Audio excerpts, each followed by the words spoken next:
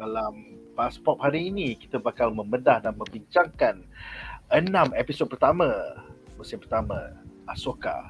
Jadi para panelis kita malam ini terdiri daripada saya, Nadzru daripada BuzzPop TV, Kaki Star Wars kita, Darren Maung daripada Star Wars Malaysia Flank Up.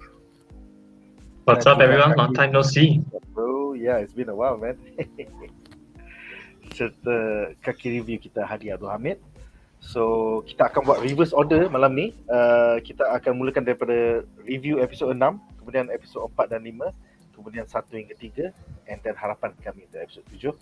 So, aku rasa panelis Jamal still on the way back ke rumah dia, so dia akan join kita sometime around 9:45.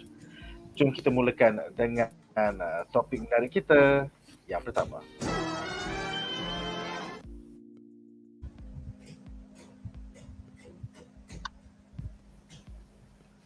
Alright, so yeah, nampaknya episod minggu ni memang awesome gila ya guys. So yes, kita akan bincangkan sekarang untuk segmen pertama, iaitu episod ke-6 yang berjudul Far, Far Away. Jadi soalan pertama untuk segmen ini adalah untuk Hady. Apakah pendapat anda tentang tona high fantasy yang digunakan oleh Filoni untuk menghidupkan dunia Peridia dan galaksi asing ini? Kita nampak dalam episod 6 ni ada the Force Witches of Datomir, iaitu Great Mothers yang menggunakan dark magic, and then kita nampak binatang tunggangan Sabine Wren yang dikenali sebagai Howlers. Ada iras-iras macam anjing macam tu, macam Falcor daripada Never Ending Story. Kemudian kau ada Puat Noti, iaitu the Stone Turtle Clan living in a fantasy trailer park. Also, Ezra Bridger is back, guys. So, silakan. Kita mulakan dengan Hady.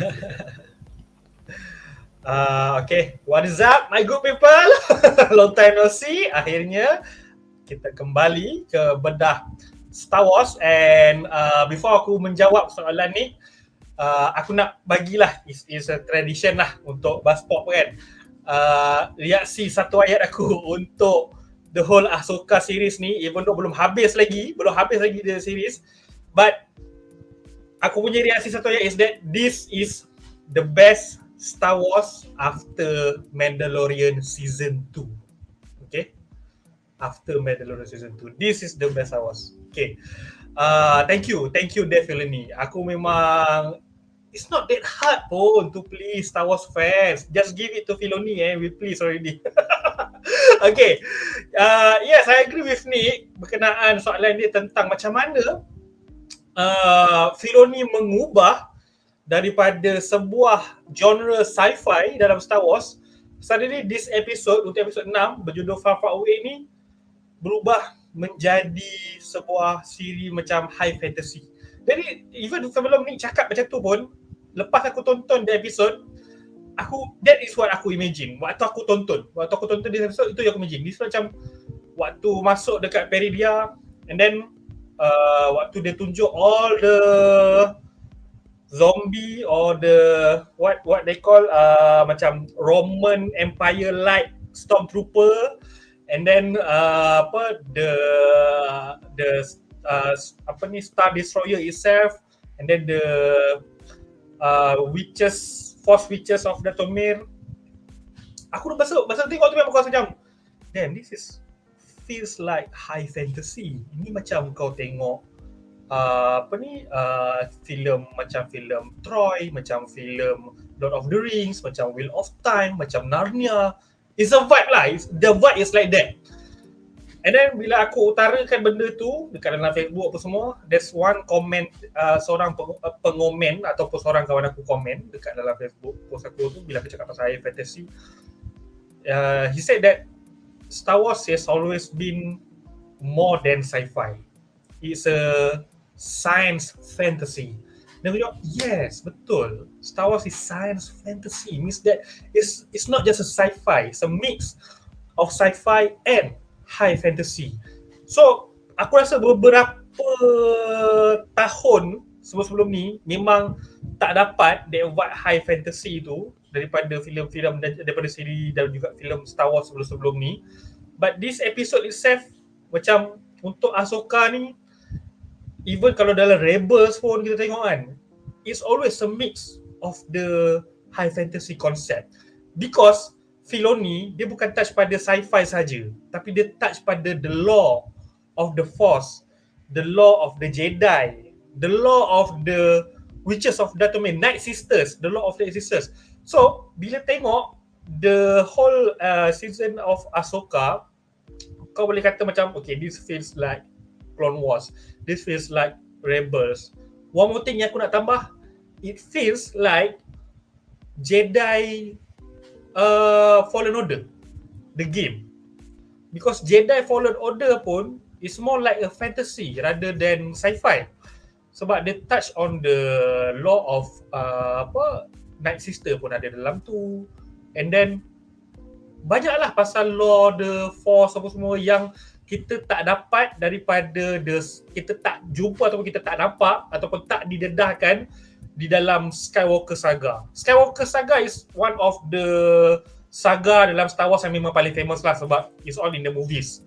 The sequels, the originals, the prequels, it's all Skywalker Saga. Skywalker Saga memang tak sentuh sangat pasal law, force, apalah semua kan. They just tunjuk, okay, that's how the force exists, that's how it is.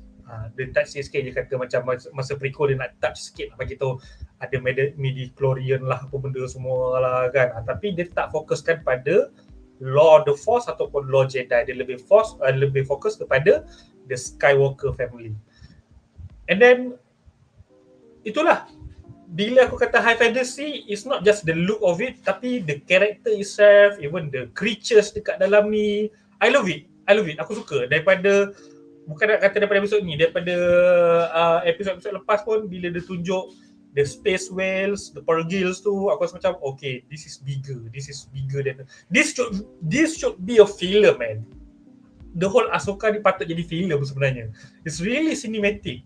Instead of the siri Obi-Wan Kenobi yang sangat-sangatlah terasa sangat small scale, sangat-sangat terasa macam kecil skala dia yang buat aku tak rasa cinematic. But untuk Ahsoka ni aku rasa macam sangat-sangat cinematic. And kadang-kadang nak pergi ke episod 5 dan episod 6 tu kena macam hadap dulu the slow burn of the episod-episod yang awal-awal kan. Tapi after episode 5 and then 6, aku rasa they really pick up the pace.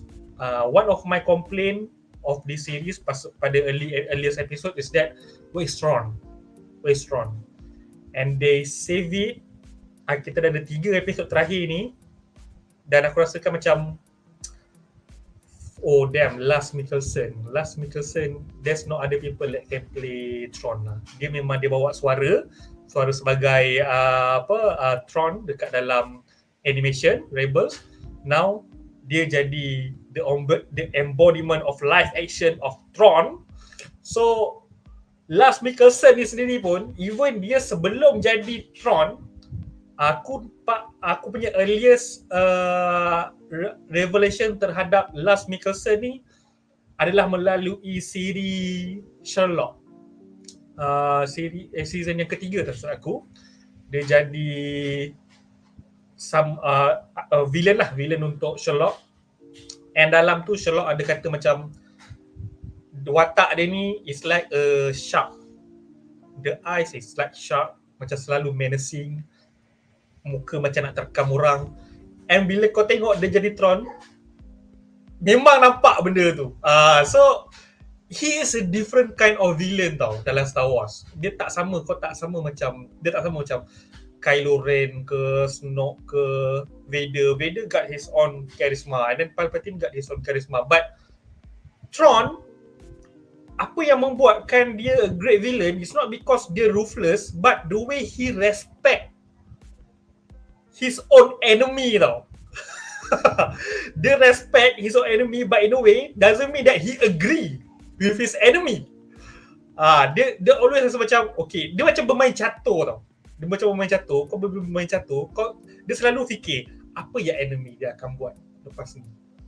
So dia akan letak, okay, aku respect kau punya percaturan, so aku letak buah catur aku macam ni nak lawan kau.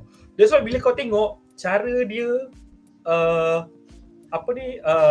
bercakap tu, kalau ada benda dia tak setuju, bila dengan Morgan ke apa ke dia tak setuju, he will take time to answer. Dia akan macam tenang kau dulu. It's very sinister looking tau.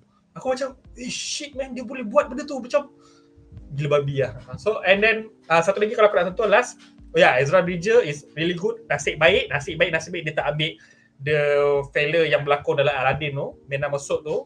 The guy yang berlakon Ezra Bridger ni, walaupun tak banyak scene dia, but I like it. Ada feel as a Ezra Bridger yang waktu dalam animation tu, kita dapat feel dia, cuma perlu ada masa lebih lagi untuk kita nak try gel well ataupun kita nak try kita invested dengan watak Ezra Bridger ni. But the look itself aku rasa aku dah okay dah, aku suka. Kalau untuk yang tak tahu, Ezra Bridger sama baya dengan Luke Skywalker, cuma bila dah lama dekat Peridia, that's why dia berjambang apa semua. Tapi dia sama baya dengan Luke Skywalker. And one of the reason juga kenapa aku kata feel siri episode ni macam ambil macam high fantasy sikit, masa yang the Stormtrooper kan, the commander of the Stormtrooper, Enoch tu. That is really cool shit, man. This is really cool shit. Dia macam, aku terfikir macam maybe Zack Snyder punya Rebel Moon, dia akan buat Stormtrooper yang macam tu tau. That feels like something like Zack Snyder will do tau dekat dalam Rebel Moon. So aku dapat rasakan macam sebelum Zack Snyder buat Rebel Moon, Star Wars buat dulu. So bila lepas ni Rebel Moon, kau tengok tiba-tiba ada some kind of Stormtrooper. I don't know lah, aku tak tahu, aku tak tengok lagi sebab bila tu belum keluar lagi.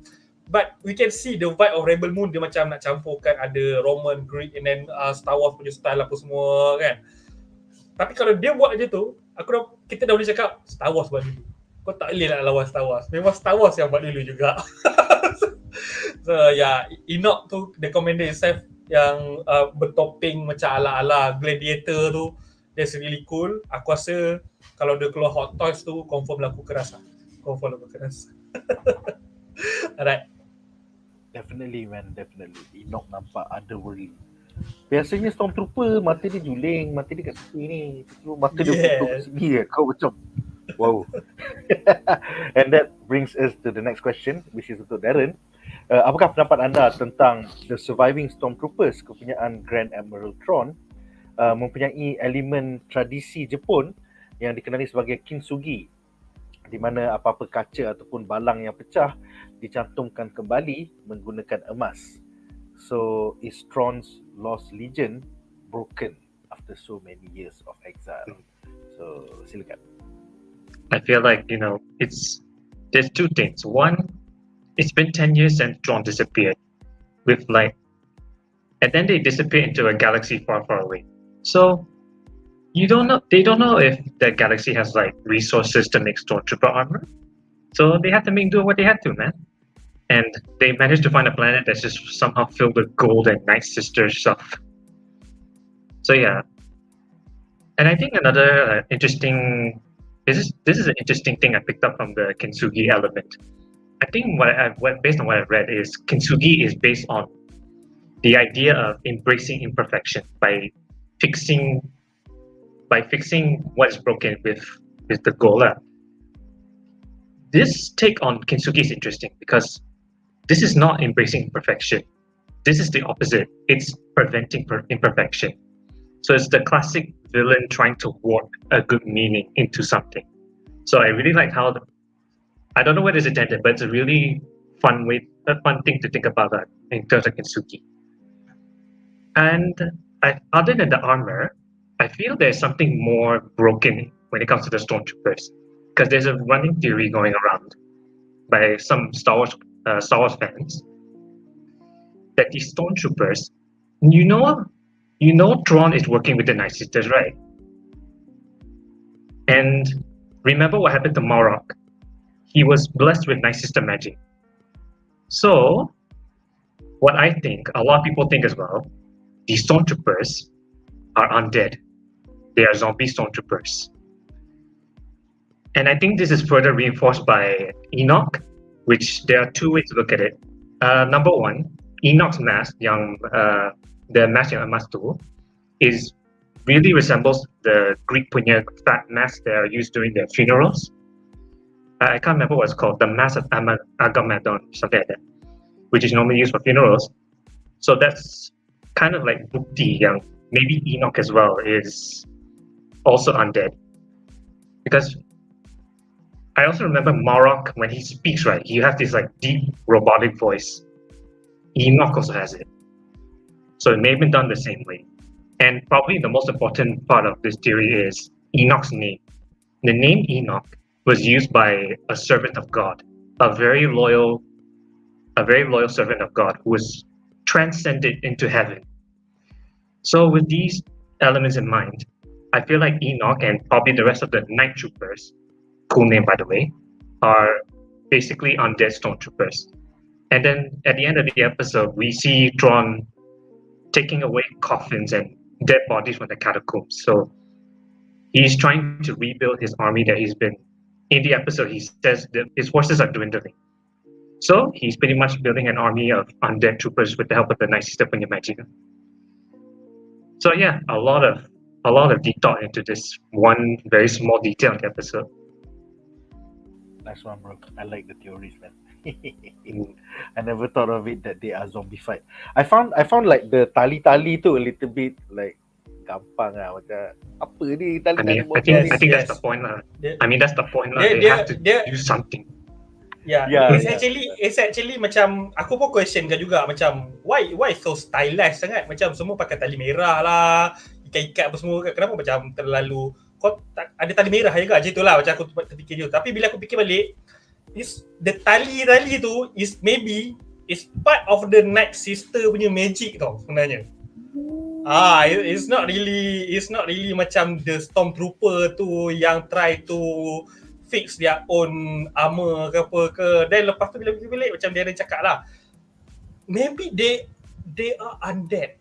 They are undead stormtrooper. So it will be really cool kalau dia boleh buat macam tu. And one more thing, kalau aku nak sentuh sikit, tadi aku terlupa nak cakap, satu benda yang macam buat aku agak mind blown gila dekat dalam episode 6 ni is that how they tell it as a history, and then waktu dekat dalam early opening scene when you hung. This is aku tak tahu lah dalam animation ada ke apa ke, but I think this is my first encounter lah dekat dalam franchise Star Wars ni.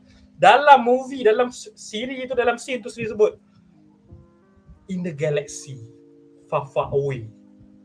Aku macam means that waktu sebelum ni yang kita tengok dekat dalam Star Wars film semua, it's actually a history archive tau. It's a history archive tau. Very cool in universe punya, orang kata apa, Easter egg lah dalam tu. So yeah. And the yang menarik itu bila dia letak benda tu, dia lagi menarik sebab sepanjang ni, selama ni kita tengok Star Wars, it's always about in a galaxy, long time ago, in a galaxy far far away, a galaxy, one galaxy only. But now episode 6, we go to another galaxy. So there's like macam long time ago in another galaxy, long far away. Wow, I mean like there's a great use of that sentence lah. Memang really great use lah untuk this episode alone. So filem ni kau memang terbaik. Filem ni memang terbaik. Aku nantikan je nanti bila ada Star Map akan pergi ke Marvel Cinematic Universe. Lepas tu dia jumpa dengan Thanos lah. Better yet. Yeah. The Star Wars universe. Darren terlekat. Sorry? Yeah, sorry. No, I was saying you were terlekat just now. Can you hear me now? Can. Okay. I said better yet. Maybe they can go to the expanded universe, the Star Wars universe that before Disney took over. Yes! Oh wait, isn't this what one theorized before? Yes! The theory is still alive. He's still alive, man. He's still alive because we have the world within worlds. Even when he's not here. His theory lives on. Alright, so kita ada soalan terakhir untuk segmen ni. Sepatutnya untuk Jamal. Tapi pasal dia in a Uber on the way back here. In a Grab on the way back here. So soalan ni untuk semua panelis. Apakah pendapat anda tentang balance call who senses some weird force shift stirring within the planet of Peridia. Serta apakah the ultimate game plan yang Baylon inginkan? He says he wants to go back to the beginning. Adakah ia berkaitan dengan elemen time travel, i.e. membaiki Jedi Order menggunakan the world between worlds? So kita mulakan dengan Hady dulu. So apakah teori liar anda? Silakan.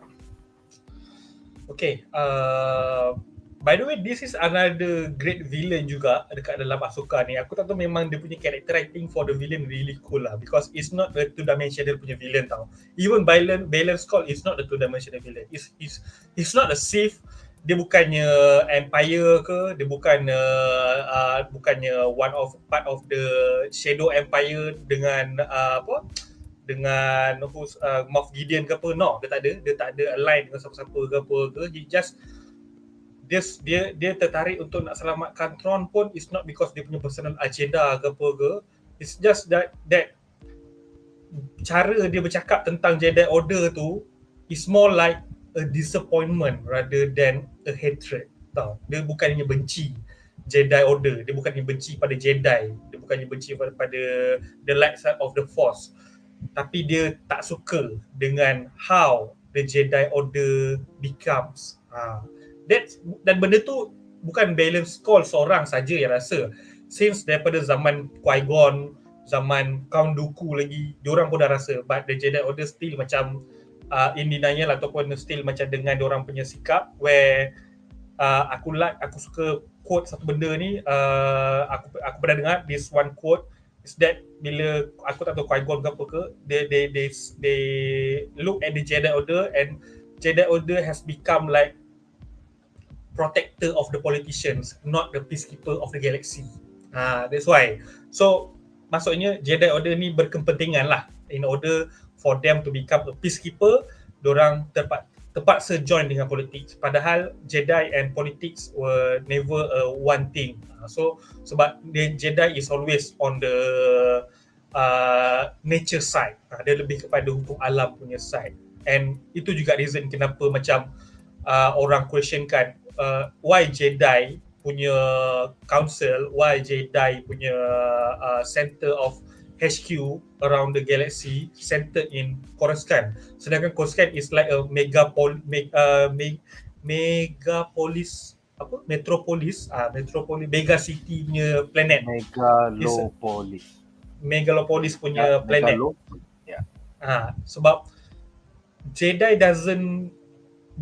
punya prinsip tu doesn't gel well with modernity yang consume nature, tau. So if you look at Coruscant ni kira macam urban lah, tempat urban kan. Bila Jedi Council duduk dekat tempat yang urban, and then the tempat urban itself, Coruscant tu sendiri pun adalah tempat di mana membiaknya underworld, AQ Monopolis, planet covered by city. Yalah, lebih kurang macam tu. Dia punya konsep dia tu tempat urban, means tempat yang modern. So aku selalu membayangkan sepatutnya Jedi Council ni lebih kepada tempat yang more connected to nature, not technology. Bukan maksud Jedi tak boleh selari dengan teknologi ke apa. Bro, kau tahu tak Jedi Temple kat Coruscant tu is actually a Sith temple tau. Yeah, that's why. That's why. Dah berpaling arah dah bro, dah berpaling arah. Dia dah berpaling arah, dia dah babi ya.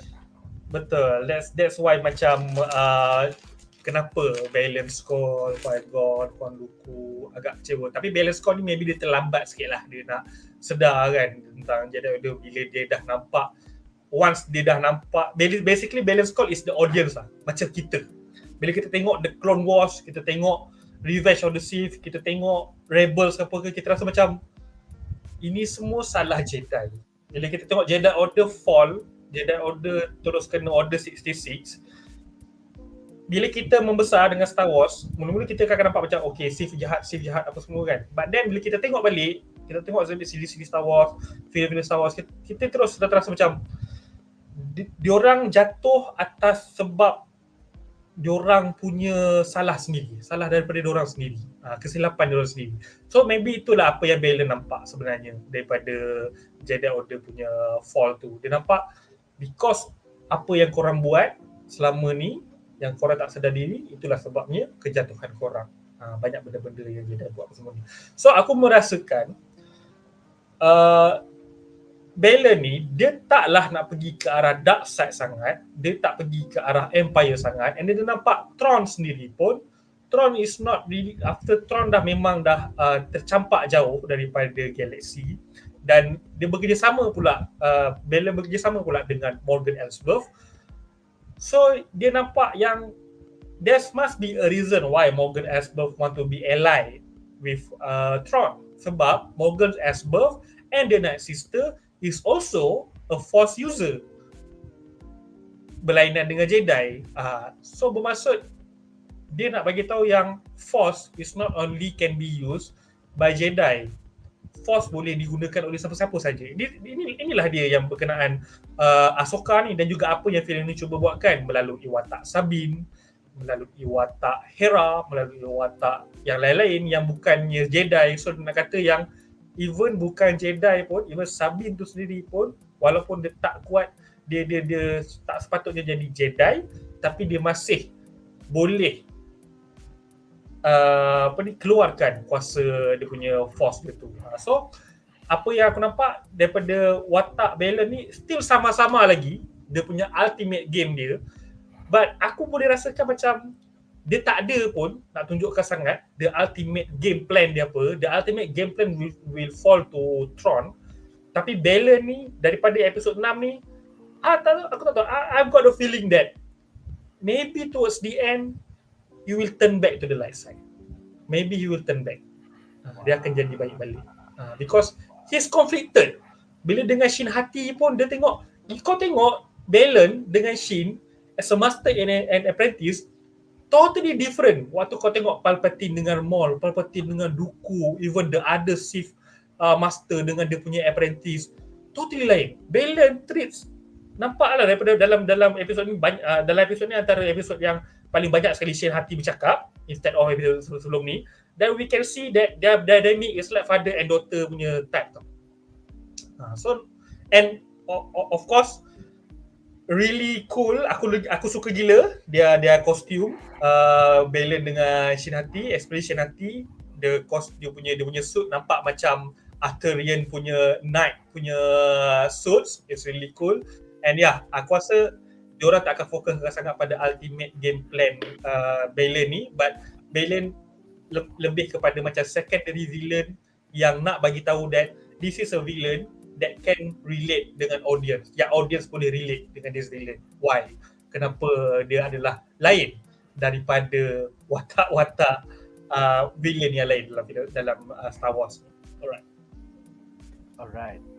So soalan ni sebenarnya soalan Jamal, tapi since aku dah tanya semua panelis, kita seterusnya kepada Darren. So silakan Darren, your thoughts about Baylon. And what's his ultimate game plan? He says he wants to go back to the beginning. What the fuck? Silakan. I think Hady pretty much took the words out of my mouth already. Baylon is, as he said in the episode, he missed the Jedi Order. He did not miss the Jedi Order. He missed the idea behind it. He wants to live in that. He wants to live in that idea that the Jedi Order are protectors of the peace. So this mission, to start from the beginning, is to find a new peace. But also, okay, so nothing much to say. Hady pretty much said everything already. But whether he would use the world between worlds, I don't know, because I don't think he has hinted that he knew of the world itself. He's never he's never really hinted that he plans to use this world. I don't think he even knows the world between worlds. So I think that's up to debate. Okay, so yeah, that's pretty much my thoughts on it. And then he was saying about he feels something stirring within Peridia. Is he talking about something like a Force Dragon or like a Bendu that we've seen in the Clone Wars? Your thoughts? I think this one is also quite vague because anything can happen. This is a galaxy far, far away. We now enter uncharted territory. So who knows what could come that he's sensing. Okay, so I think I want to keep my answer short because this is supposed to be Jamal's question. Okay. So now he's here. Maybe we use this time to let him explain. Silakan Jamal, your thoughts about Baylon's call, his feeling about something sensitive on Peridia and his ultimate game plan to go back to the beginning. Silakan. Yeah. Boleh dengar? Can you guys hear me? Okay, cool. Sorry for the echo. It's a bit empty. I was reading a few Reddit threads and watching quite a few YouTube content creators punya theories lah. But a consistent thing between Star Wars theory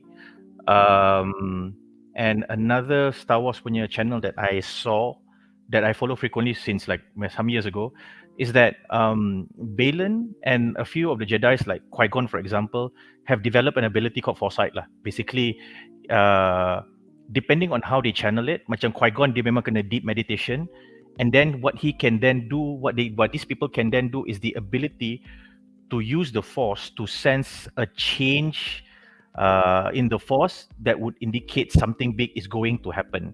This is not foresight in a sense where dia boleh nampak bayangan insiden yang akan berlaku pada masa depan.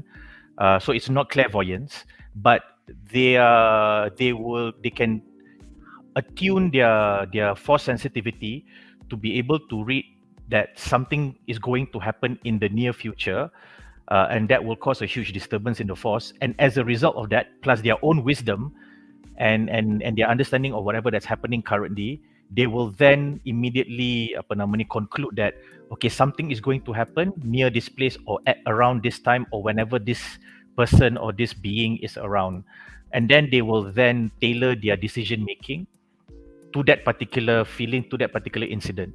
Jadi in this sense, Baylon yang memang dah, he's not exactly a Sith because the punya lightsaber is orange, it's not red kan, which means, and he said he's lost faith a long time ago and he only loves the idea of the Jedi but not the truth.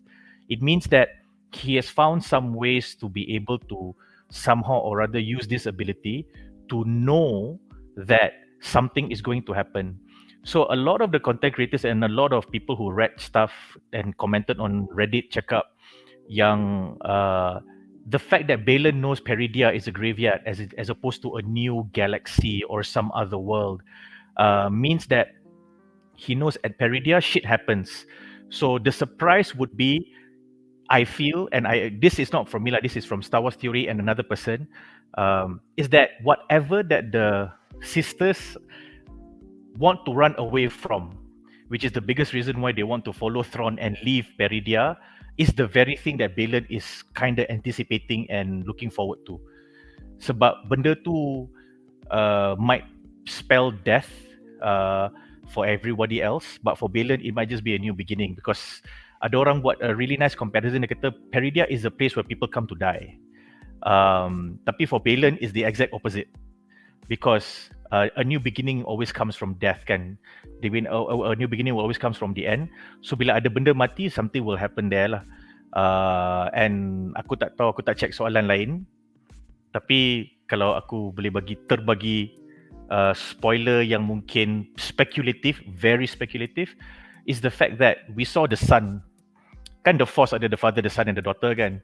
So if you guys notice, there was a moment when Sabine was on Howler, and just before she was attacked, just after she was attacked, you saw a bat flying, a bat-like creature flying. So anyone who watched Clone Wars before akan perasan yang, akan ingat yang masa the time when Anakin pergi kat planet tu, jumpa the father, the daughter and the son to resolve the son and the daughter punya argument, to bring a balance to the Force, which was the first time he brought a balance to the Force. The son was attacking him and coming onto him in the shape of a large bat.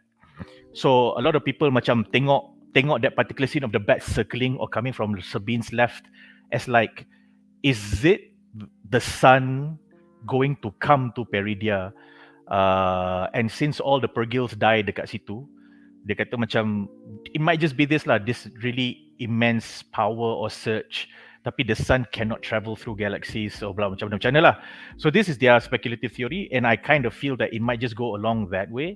But it could be a red herring, it's just another creature. But I feel that Baylon punya foresight tu yang tells him that okay, something is going to happen here, and since I don't believe in the truth of Jedi but the idea of it, that also indicates how he perceives the Force tau. So I think he wants to be there, to be one of the very few Jedis yang macam, or former Jedis yang macam, or Force users lah, yang macam okay, I am here at this event that many never had the privilege to be, not even my masters.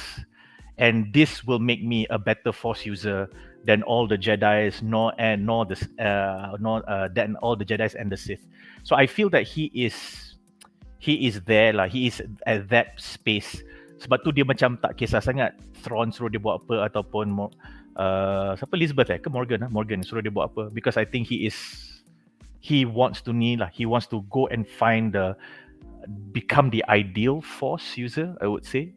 Sebab dia terlalu wise dia macam he is a darker version of Qui-Gon Jinn in my opinion, where Qui-Gon Jinn is like a Jedi yang tak nak follow Jedi Council punya protocols, tapi dia on the light side. So and he can separate between the Force and the Council. Baylon is the darker version of him, where my disbelief, aku tak nak percaya Jedi Council punya ni, so I leave Jedi entirely and I'm opening myself to the darker side of the Force. But both of them macam do not rely on whatever the Council says, so it's pretty cool lah. Alright, I think kita dah cover nearly everything about episode 6. So sekarang kita ada 11 soalan terpilih daripada penonton di rumah yang aku akan bacakan sekarang.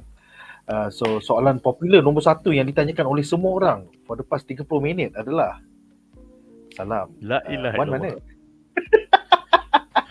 He disappeared to Peridia, man. Yes, tak dia dah Wan hilang. dia dah We masuk don't Universal talk. Century. Dia dah We masuk don't talk Universal about Century. We don't talk about one. Oh, don't talk about Wan Itu dah macam filem dah, Hady. We don't talk about Macam one. kantor We apa? don't talk about one. Sebenarnya Abang Wan kita dah menghilang selama 2 bulan ataupun 1.5 bulan. Dia tak jawab call, dia tak jawab dia punya WhatsApp message. Aku ingat dia dah mati tu, serius.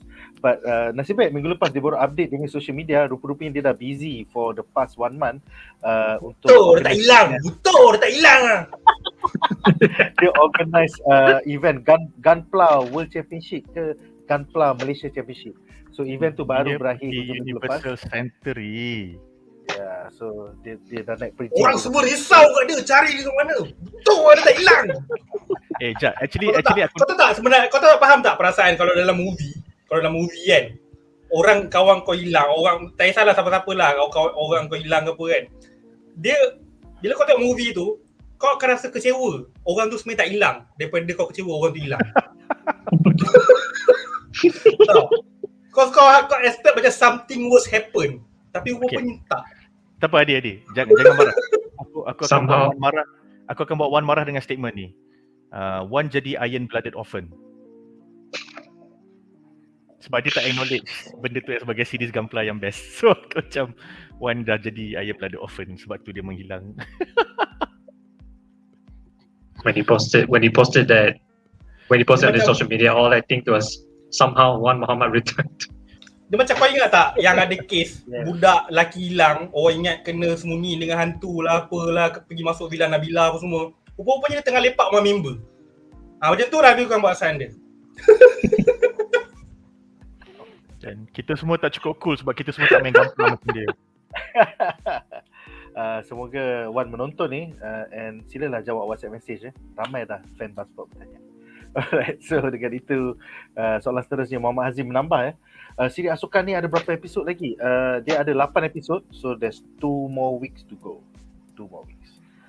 Kemudian Shinsatsu bertanya, korang rasa diorang nak buat tak spin-off Star Wars Rebel versi live action? Mungkin berjaya? Jawapan dia Ahsoka lah. Ahsoka ni lah Star Wars Rebel season 5 versi live action.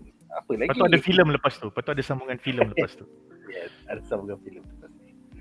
Alright, seterusnya Shinsatsu bertanya, apakah favourite karakter korang dalam cerita Ahsoka? For Baylon me Skull. personally is Baylon Skull, ya. Betul Jamal juga Baylon Skull. So, seterusnya silakan Darren. Aku suka Hera Syndulla. Betul loh. I think the Mary Elizabeth Winstead is a 100% Yes. casting. Yes, She's got agreed. a really thick plot. So aku suka. Memang kamera Did you fokus see- kat situ je bro. Kamera fokus kat situ je bro. Nak macam mana kan? Yes. Alright, Darren. Did you see that? Did you see all three of us just basically do this knockout blow betul? Betul. Favorite character? I mean, Ahsoka is still my favorite character overall in Star Wars, but I feel like in this show, I have to agree, Baylon Skull is definitely the most interesting character of them all, which Aku is very sad because Ray Stevenson is no longer with us. Unfortunately. itulah. Yeah. Aku nak buat ranking Pada aku macam is Baylon Skull, and then right after Baylon Skull is Hera Syndulla purely for the casting, and I think Mary Elizabeth Winstead took it home. Number 3 is Hu Yang, sebab Hu Yang is, kau tahu tak dekat Reddit dengan kat YouTube ada orang buat teori Reddit. Sebenarnya Hu Yang ni adalah Sith Lord. Sebab dia dah hidup beribu-ribu tahun. Dia tahu knowledge semua buat lightsaber. Lepas tu dia tahu semua cerita pasal Star Wars. Lepas tu dia macam selalu bagi ayat-ayat kriptik yang dia punya Padawan dan Jedi yang kerja dengan dia tak faham. Lepas tu dia buat silap. Lepas tu macam semua orang kata, okay, siapa bagi Mamat ni post kat sini? So macam kesian kat Mamat yang buat teori tu. Then my last character, Also probably, I told them to stay together because Yeah. I knew somehow they will separate. Yes, but they never listen. And then the last character honorable mention yang aku suka adalah Jason lah. Sebab for me, Oh yeah. Jason adalah budak yang Ryan Johnson cuba buat pada ending episode 8 tapi tak jadi. Yeah, I kind of agree. Yeah, I will find. Yeah, a way I like Jason too. He's the embodiment of Kanan already. And he doesn't they don't overdo it. Filoni did not overwrite Jason. Jason did not overact. He was not over-directed. And you can, kalau orang kata apa benda budak macam ni boleh dapat peluang nak sense lah, boleh ikut mak dia semualah. Sebab mak dia Hera Syndulla dengan bapak dia Kanan Jarrus lah, dia boleh berjadi macam tu. Kalau mak dia orang lain, bapak dia orang lain, dia takkan dapat chance nak buat macam ni. And if you look at him, he's very well behaved. So you can tell that okay lah, because the mother is the rebel punya ni kan. So dia macam okay, only the mother would know how to give a bit of space and then take it back. Give a bit of space, take it back. Bagi anak dia macam learn the ropes hands on tapi not too far away. So I kind of like that ni lah. Only rebels know how to handle a rebel. Betul. Tapi kalau macam nak bagi shout out lah, one of the character yang macam ciptaan Filoni Febro yang memang ada saja di mana-mana, aku rasa kita perlu bagi shout out pada Carson Teva. Oh, Teva. Ya, Apakah. Yes, dia aku rasa untuk Filoni punya universe, Star Wars universe, dia perlu ada di semua siri dan juga mana-mana filem yang akan datang. So, bila diorang decide macam nak letak Carson Teva ni as a person yang ganti watak Gina Carano dekat dalam Mandalorian Season 3, Cara Dune, so aku rasa it's a really good choice lah. Because the actor himself pun memang really cool. So, yeah, good choice. Jangan dia buka accent Korean dia sudah. Tiba-tiba. Kau bayangkan dia buka kedai runcit dekat. Yeah. Kan? Oh yeah. Betul dah orang Itu yang cakap best. apa? This is not the Filoni verse. This is the Teva verse. Teva. Tiba-tiba si Muliu datang. Yeah. Tiba-tiba dekat Ray punya movie pun dia muncul. Yeah, man. I can't wait. Alright, seterusnya soalan daripada Firaya. Apakah benda yang diorang loading masuk Star Destroyer tu? It will take 3 cycles and it's some Datumiri dark magic.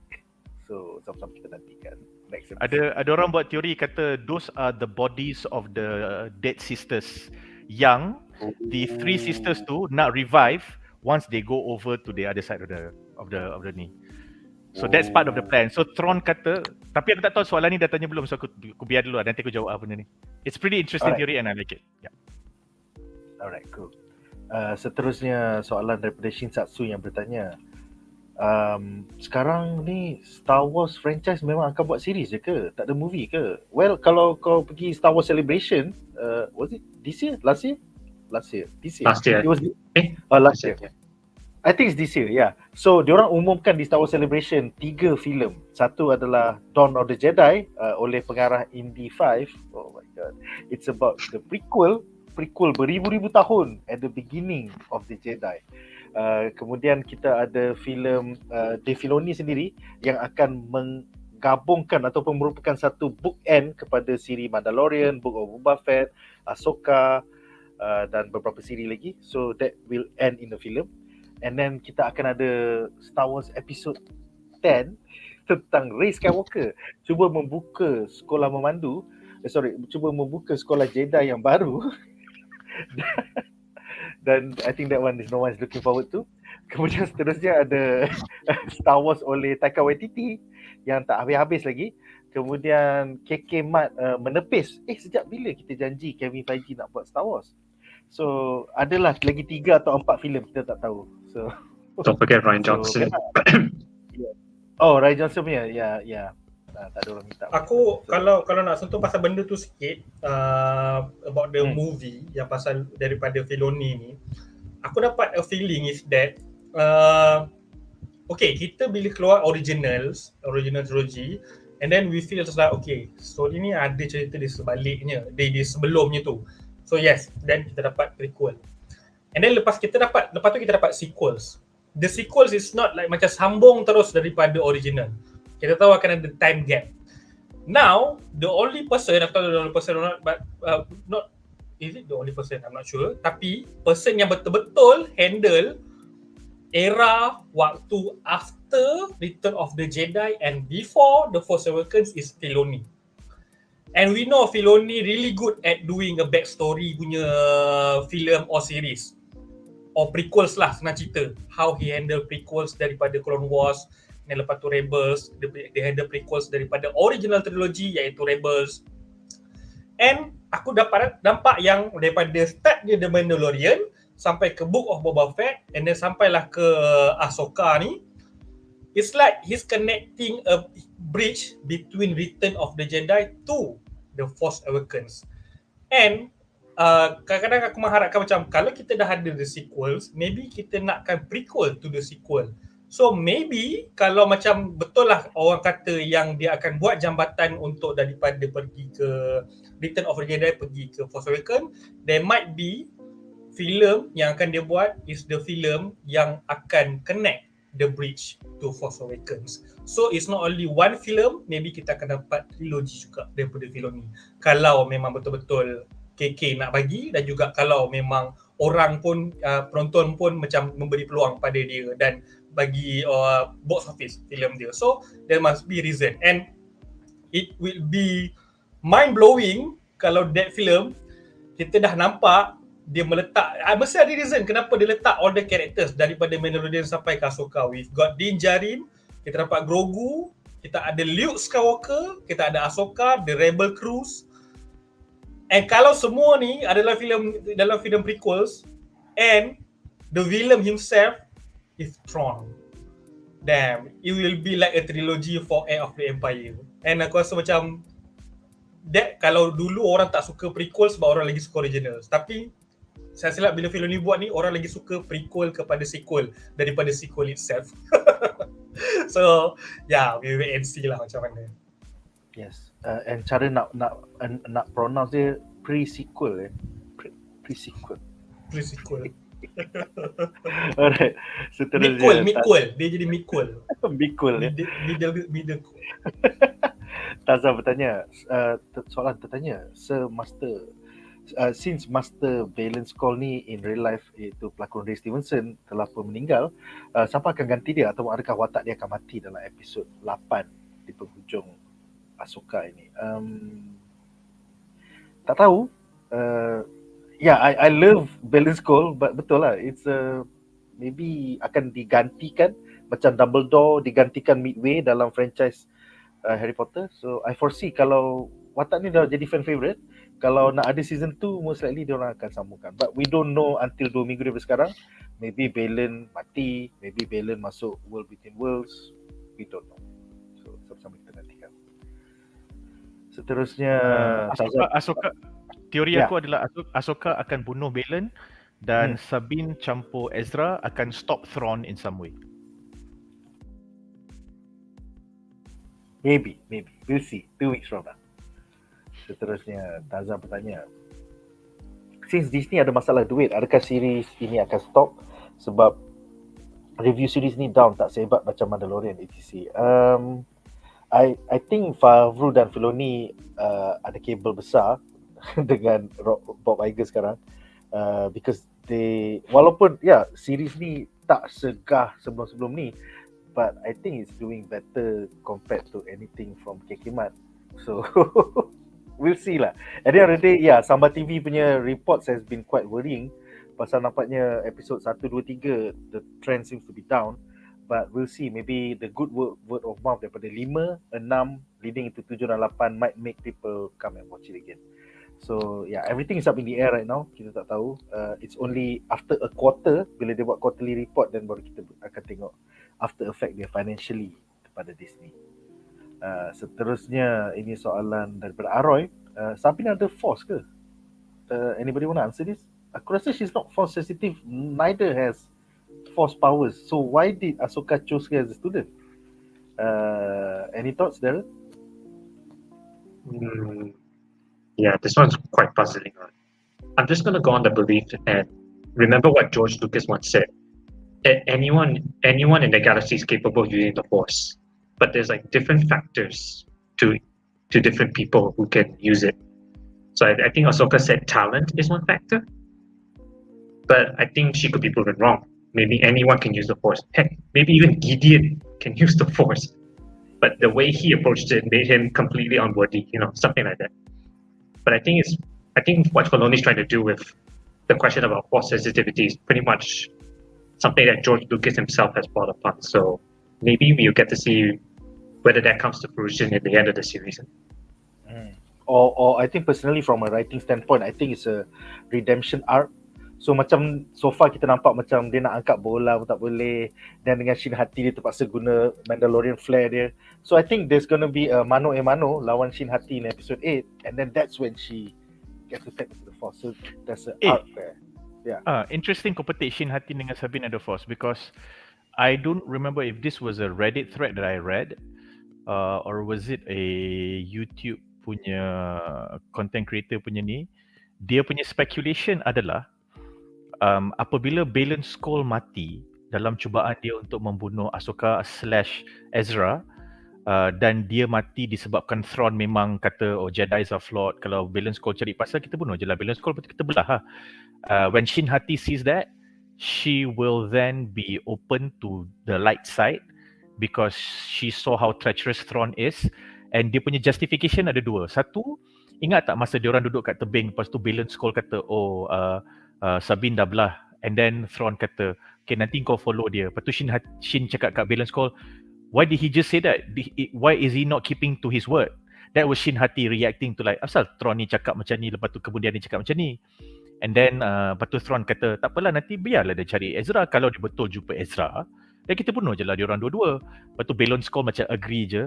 So he used that as his first reason why he feels that Shin Hati doesn't totally agree with Thrawn punya ni, and then indicating that whatever Baylon and Shin is trying to do is not exactly to appease Thrawn, and she is just following her teacher or her master punya direction. So her master punya direction is not about Thrawn per se, it's about getting to Peridia for whatever that event is. Itu dia punya teori lah. And then number 2, dia kata the reason is because Sabine will be the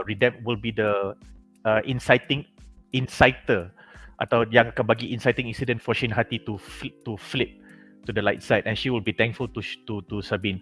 So this is very speculative lah. Kita tak ada benda yang very very clear pun sebenarnya. But I thought it was a very interesting take on ni. So just thought I'd share. Nice. Alright, soalan third last adalah daripada Muhammad Azim yang bertanya. So dalam 2 episod lagi ni, apakah jangkaan panelis? Siapakah akan buat cameo untuk siri ni? Adakah akan ada filem untuk menggabungkan Mandalorian, Ahsoka dan Boba Fett lawan Big Villain? Yes, telah diumumkan di Star Wars Celebration tahun ini bahawa Dave Filoni akan direct the filem penutup for his Filoniverse. Silakan Hady. Okay, at this point, aku tak kisahkan sangat dah pasal cameo sebab aku dah puas dengan semua watak yang dikeluarkan dekat dalam episod ni, dalam siri ni. Tapi wishful thinking, and memang orang kata this is like a fan service lah. Ada memang aku wow, tapi kalau tak ada aku rasa Freddie Prinze Jr. as Canon Jaros flashback. No, jangan. Don't do this to me, Hady. Ayo, don't do this to me also lah. Oh, jangan. I don't think so, bro. I don't think so. Ya, that's why aku kata wishful thinking. Okay. Kalau dia boleh But it's buat, too kalau dia boleh buat benda tu, it's like flashback for Hera, and kalau dia nak bercerita dengan Jason ke kan pasal bapak dia ke apa benda, or there's something like an integral for the storyline, dia kena pergi flashback. Kalau nak tunjuk je kat Canon Jarrus cover Freddy Prinze. Come on. I mean, technically he did appear in the Blink and the Lucid appearance. The other, when Hera masuk Ghost 2, you can almost see a picture of Kanan Jarrus dekat cockpit dia. It's a very small. Yeah, very small. That's an Easter egg. Banyak orang dah point out. Aku punya teori, just because Hady is throwing this shit right now, and aku tak terfikir langsung for 6 episodes. Sekarang kimak ni dah buat aku fikir babi. So I'm just gonna say this. If it were to happen, I think the best way to give Kanan some semblance of bukan credibility, tapi macam kau nak angkat Kanan Jarrus ni, and to give him a lot of ni, is kita nampak dia punya Force Ghost, and dia nampak benda tu masa World Between Worlds. So Jason is in World Between Worlds in the last episode during that big event, if it does pan out that way, and Jason needed to go into the World Between Worlds as whatever, as a part of the plot. Hera tak nampak Kanan Jarrus, but Hera doesn't need to see Kanan Jarrus. Jason gets to see his dad. Wow. I think Jason dah dengar World Between Worlds. Alah lagi shit. Exactly, kau faham tak? So kalau dia masuk dan dia nampak bapak dia macam, you ni siapa? Lepas tu macam, I did not expect to see you here this soon. But faham tak? I will like, sial lah. Pay off kepada dia tengok Rebels daripada awal. Dia lagi best kita jumpa Kanan Jarrus, dia tak cakap you ni siapa. Dia terus macam, hi Jason. Lepas tu, Dad? Dia terus macam tu. Sebab force dia dapat rasa itu adalah bapak dia. and if that was to be the case, tolong jangan Kanan Jarrus buta, tolong Kanan Jarrus yang tak buta. Okay, thank you. Yeah. Kau Force Ghost kot. You can choose your form kan? Yeah. True. You were saying? Yeah, I was gonna say like, I think if Hera is able to see Kanan punya Force Ghost in any way lah, I think there's precedence for it. Because if the episode in Rebels where I think it was Ezra when he was going to enter the World Between Worlds, there was a moment where Hera was thinking, and then all of a sudden, the ghost of Kanan Jarrus appeared. And when he touched her shoulder, she also felt it. Yeah, masa you mentioned him, baru ingat. Yeah. And now apparently Hera also has the ability to just hold hands with her son, and then she can also hear the lightsabers. So I think that's kind of a hint that she can be capable of sensing these kind of things as well. Wow. Tak sabar, but don't want to get our hopes up. Takut jadi macam Secret Invasion. Alright, so kita ada last 2 questions. So Campion bertanya, memang kena tengok Rebels ke baru faham cerita Ahsoka? Yes, dia macam kau tengok One Piece, kau dah tengok Gear 5, lepas tu kau tak jumpa pun macam mana nakama ni menjadi kawan, jadi Straw Hat Pirate. So aku syorkan selepas Ahsoka ni habis, kalau kau ada banyak persoalan, silalah tontonkan at least 4 seasons of Star Wars Rebels. Nick, aku punya take on this is, aku split lah.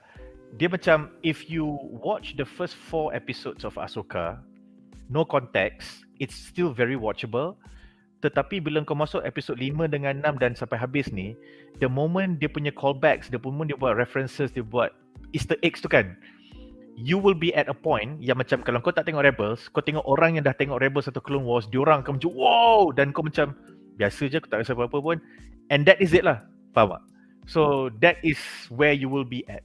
So it depends on how attached or how much you like Star Wars. Kalau you suka gila atau you curious enough, then this is one of the payoff. Tapi itu kalau kau minat lah. Kalau kau tak minat, then it will just be a very dry ataupun slow burn punya series, and then you just enjoy whatever you see on screen and there's nothing else for you lah. So too bad lah. I mean you cannot win them all lah. Too bad lah. Yeah. Dia ada banyak benda tersirat, especially dia orang punya past relationship. So dia macam kau dah sampai level endgame tapi kau tak tengok Avengers 1, kau tak tengok Avengers 2. So bila Cap dapat angkat Thor's hammer tu kau macam cool scene tapi kau tak faham the context behind it. So macam itulah. So aku syorkan yes, tonton Rebels at least 4 season. Dan soalan terakhir untuk segmen ini daripada Firaya yang bertanya, adakah Baylon ini seorang Grey Jedi ataupun Dark Jedi? Ada siapa-siapa nak jawab? Apakah terma Grey Jedi? Is it even canon Grey Jedi ni ataupun tidak? Kita tanya Darren, silakan Darren. As far as I know, I think I can't remember who, but they said that the concept Grey Jedi is not canon for now. But I think after everything Star Wars has done to teach us about balance in the Force, I'm starting to think they are trying to adapt the balance concept of a Grey Jedi and to just maybe loosely do it for the Jedi themselves. But other than that, I don't think the Grey Jedi themselves are canon. Sad to say that. But Ya, But- silakan. But Bokens are now canon because Filoni did it, that bastard. Ya. So sekarang Dah lah, semua Jedi throw away comment. throw away remark by Baylon Skull of all people. So kepada semua Jedi yang tak pernah pergi temple ataupun academy dan belajar betul-betul, i.e. Luke, i.e. Ezra, dia belajar dengan Kanan Jarrus, orang-orang ni still boleh regarded as Jedi, cuma mereka adalah Jedi yang tak cukup sifat sebab mereka Bokken, mereka adalah pedang kayu bukan pedang asli lightsaber. Yeah, man. Yeah. So Itu kalau satu Bokken, slur. tapi kalau Bokken, I don't think it's a slur though. I think for Baylon yang who loves the idea of the Jedi, he feels that you are incomplete because kau tak lalui the rigorous training and teachings of the Jedi. You dapat second hand daripada your master who got it first hand from the temple. So I think he means it that way to discriminate. Tapi I don't think he means it as a slur. He just means that you are not Jedi. Tapi for me, the moment dia kata Bokken tu ada, then he himself is a living example of a grey Jedi. Mungkin dia orange je kot sebab dia, I don't know, but yeah. So the fact that he says Bokken just like that means it's just another series or another film away for somebody to just really mouth the word Grey Jedi. So untuk mereka yang tidak arif, basically budak-budak yang pergi temple ni adalah budak-budak sekolah pondok, manakala Bokken Jedi ni budak-budak SRK. Dia orang tak cukup arif. Alright. So dengan itu berakhirlah segmen pertama kita. Dah 1 jam. Kita ada lagi 2 segmen. Kita akan ke soalan menarik kita yang seterusnya.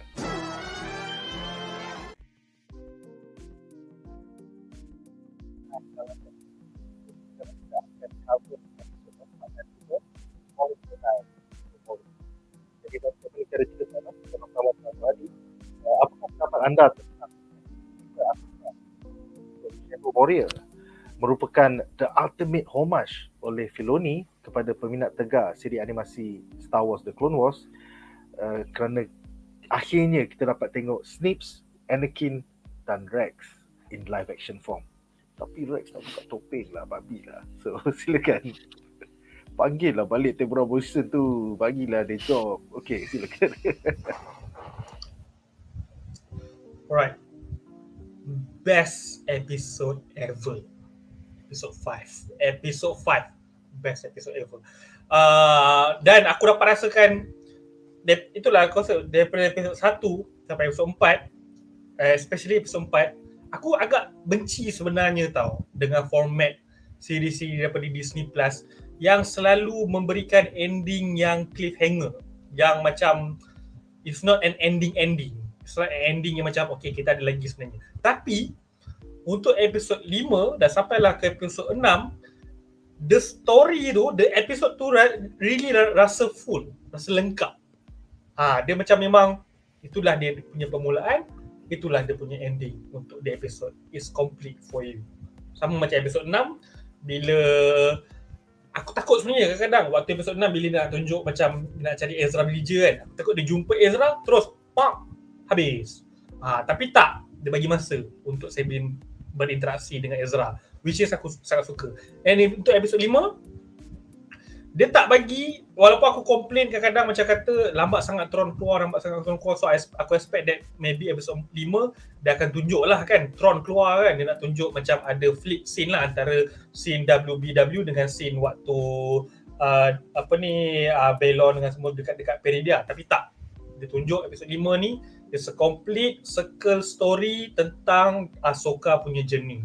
Daripada it's like macam the recap version yang tak tengok Rebels ke, tak tengok Star Wars The Clone Wars ke, walaupun tak complete, but it's like macam kalau the whole series is nama dia adalah Ahsoka tapi dia ada tunjuk pasal yang lain, but this episode alone is totally memang pasal Ahsoka. Inilah dia orang kata titular episode untuk Watak Ahsoka ni. And aku faham kadang-kadang ada orang kadang-kadang macam tak puas. Means that bila tak puas, macam Nick kata tak puas lah Rex, tak buka topeng lah, apa benda semua lah. Tapi macam in a way sebenarnya kita tak puas tu bukan sebab kita rasa macam tak cukup. Bukan tak cukup, bukan kita rasa macam tak puas, macam kita rasa tak seronok ke apa ke. Kita rasa seronok tengok episode tu. So kita nak lagi. So which is maksudnya bagus benda tu.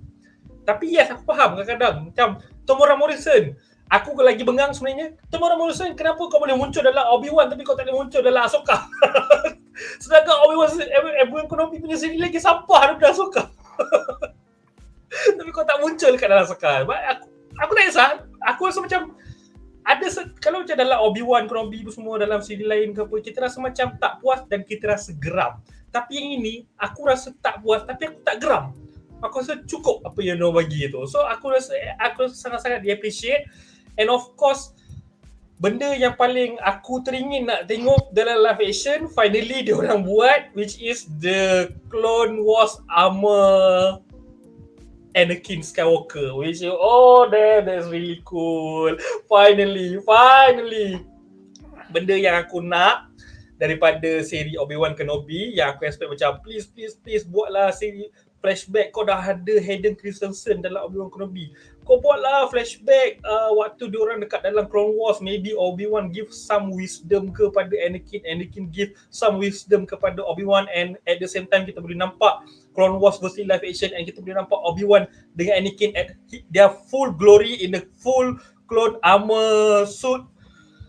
Tapi tak dapat. Kau tunjuk waktu Anakin jadi Padawan yang kononnya akan reflect kepada fight scene final battle antara Darth Vader dengan Obi-Wan. Aku macam fuck. Then lepas tu barulah aku faham kenapa, because Obi-Wan Kenobi is not directed or not created by Dave Filoni, which is really suck. Dan Ahsoka is directed and created by Dave Filoni, and dia menunjukkan yang dia menggunakan dia punya kuasa, dia menggunakan dia punya creativity dia, membawa benda yang memang dia cipta daripada The Clone Wars ke versi live action, and it is really cool and it is really awesome to look Ahsoka yang waktu berumur 15 tahun sampailah umur dia, I think dia 15 to 17 kot, 2 years 2 or 3 years waktu Clone Wars kan, daripada awal dia jadi Padawan sampailah dia berpisah dengan Anakin dekat dalam Siege of Mandalore. And kalau untuk yang tak tahu, the scene dekat dalam Siege of Mandalore tu, waktu kita nampak Mandalorian armor macam Darth Maul apa semua, that is before Ahsoka berlawan dengan Darth Maul, and the battle, the siege tu memang concurrently berlangsung sewaktu Battle of Coruscant, waktu Anakin dengan Obi-Wan cuba selamatkan Palpatine dari Count Dooku. And memang the whole look, aku tak nak tentu sangat pasal the meaning of the episode ke apa ke, but the geek inside me, the Star Wars fan inside me really happy of the look of this whole episode. Aku memang sepanjang episod tu aku rasa macam nak menjerit dia bila tengok. It's really memang betul-betul happy lah dengan apa yang dia tayangkan dalam live episode ni.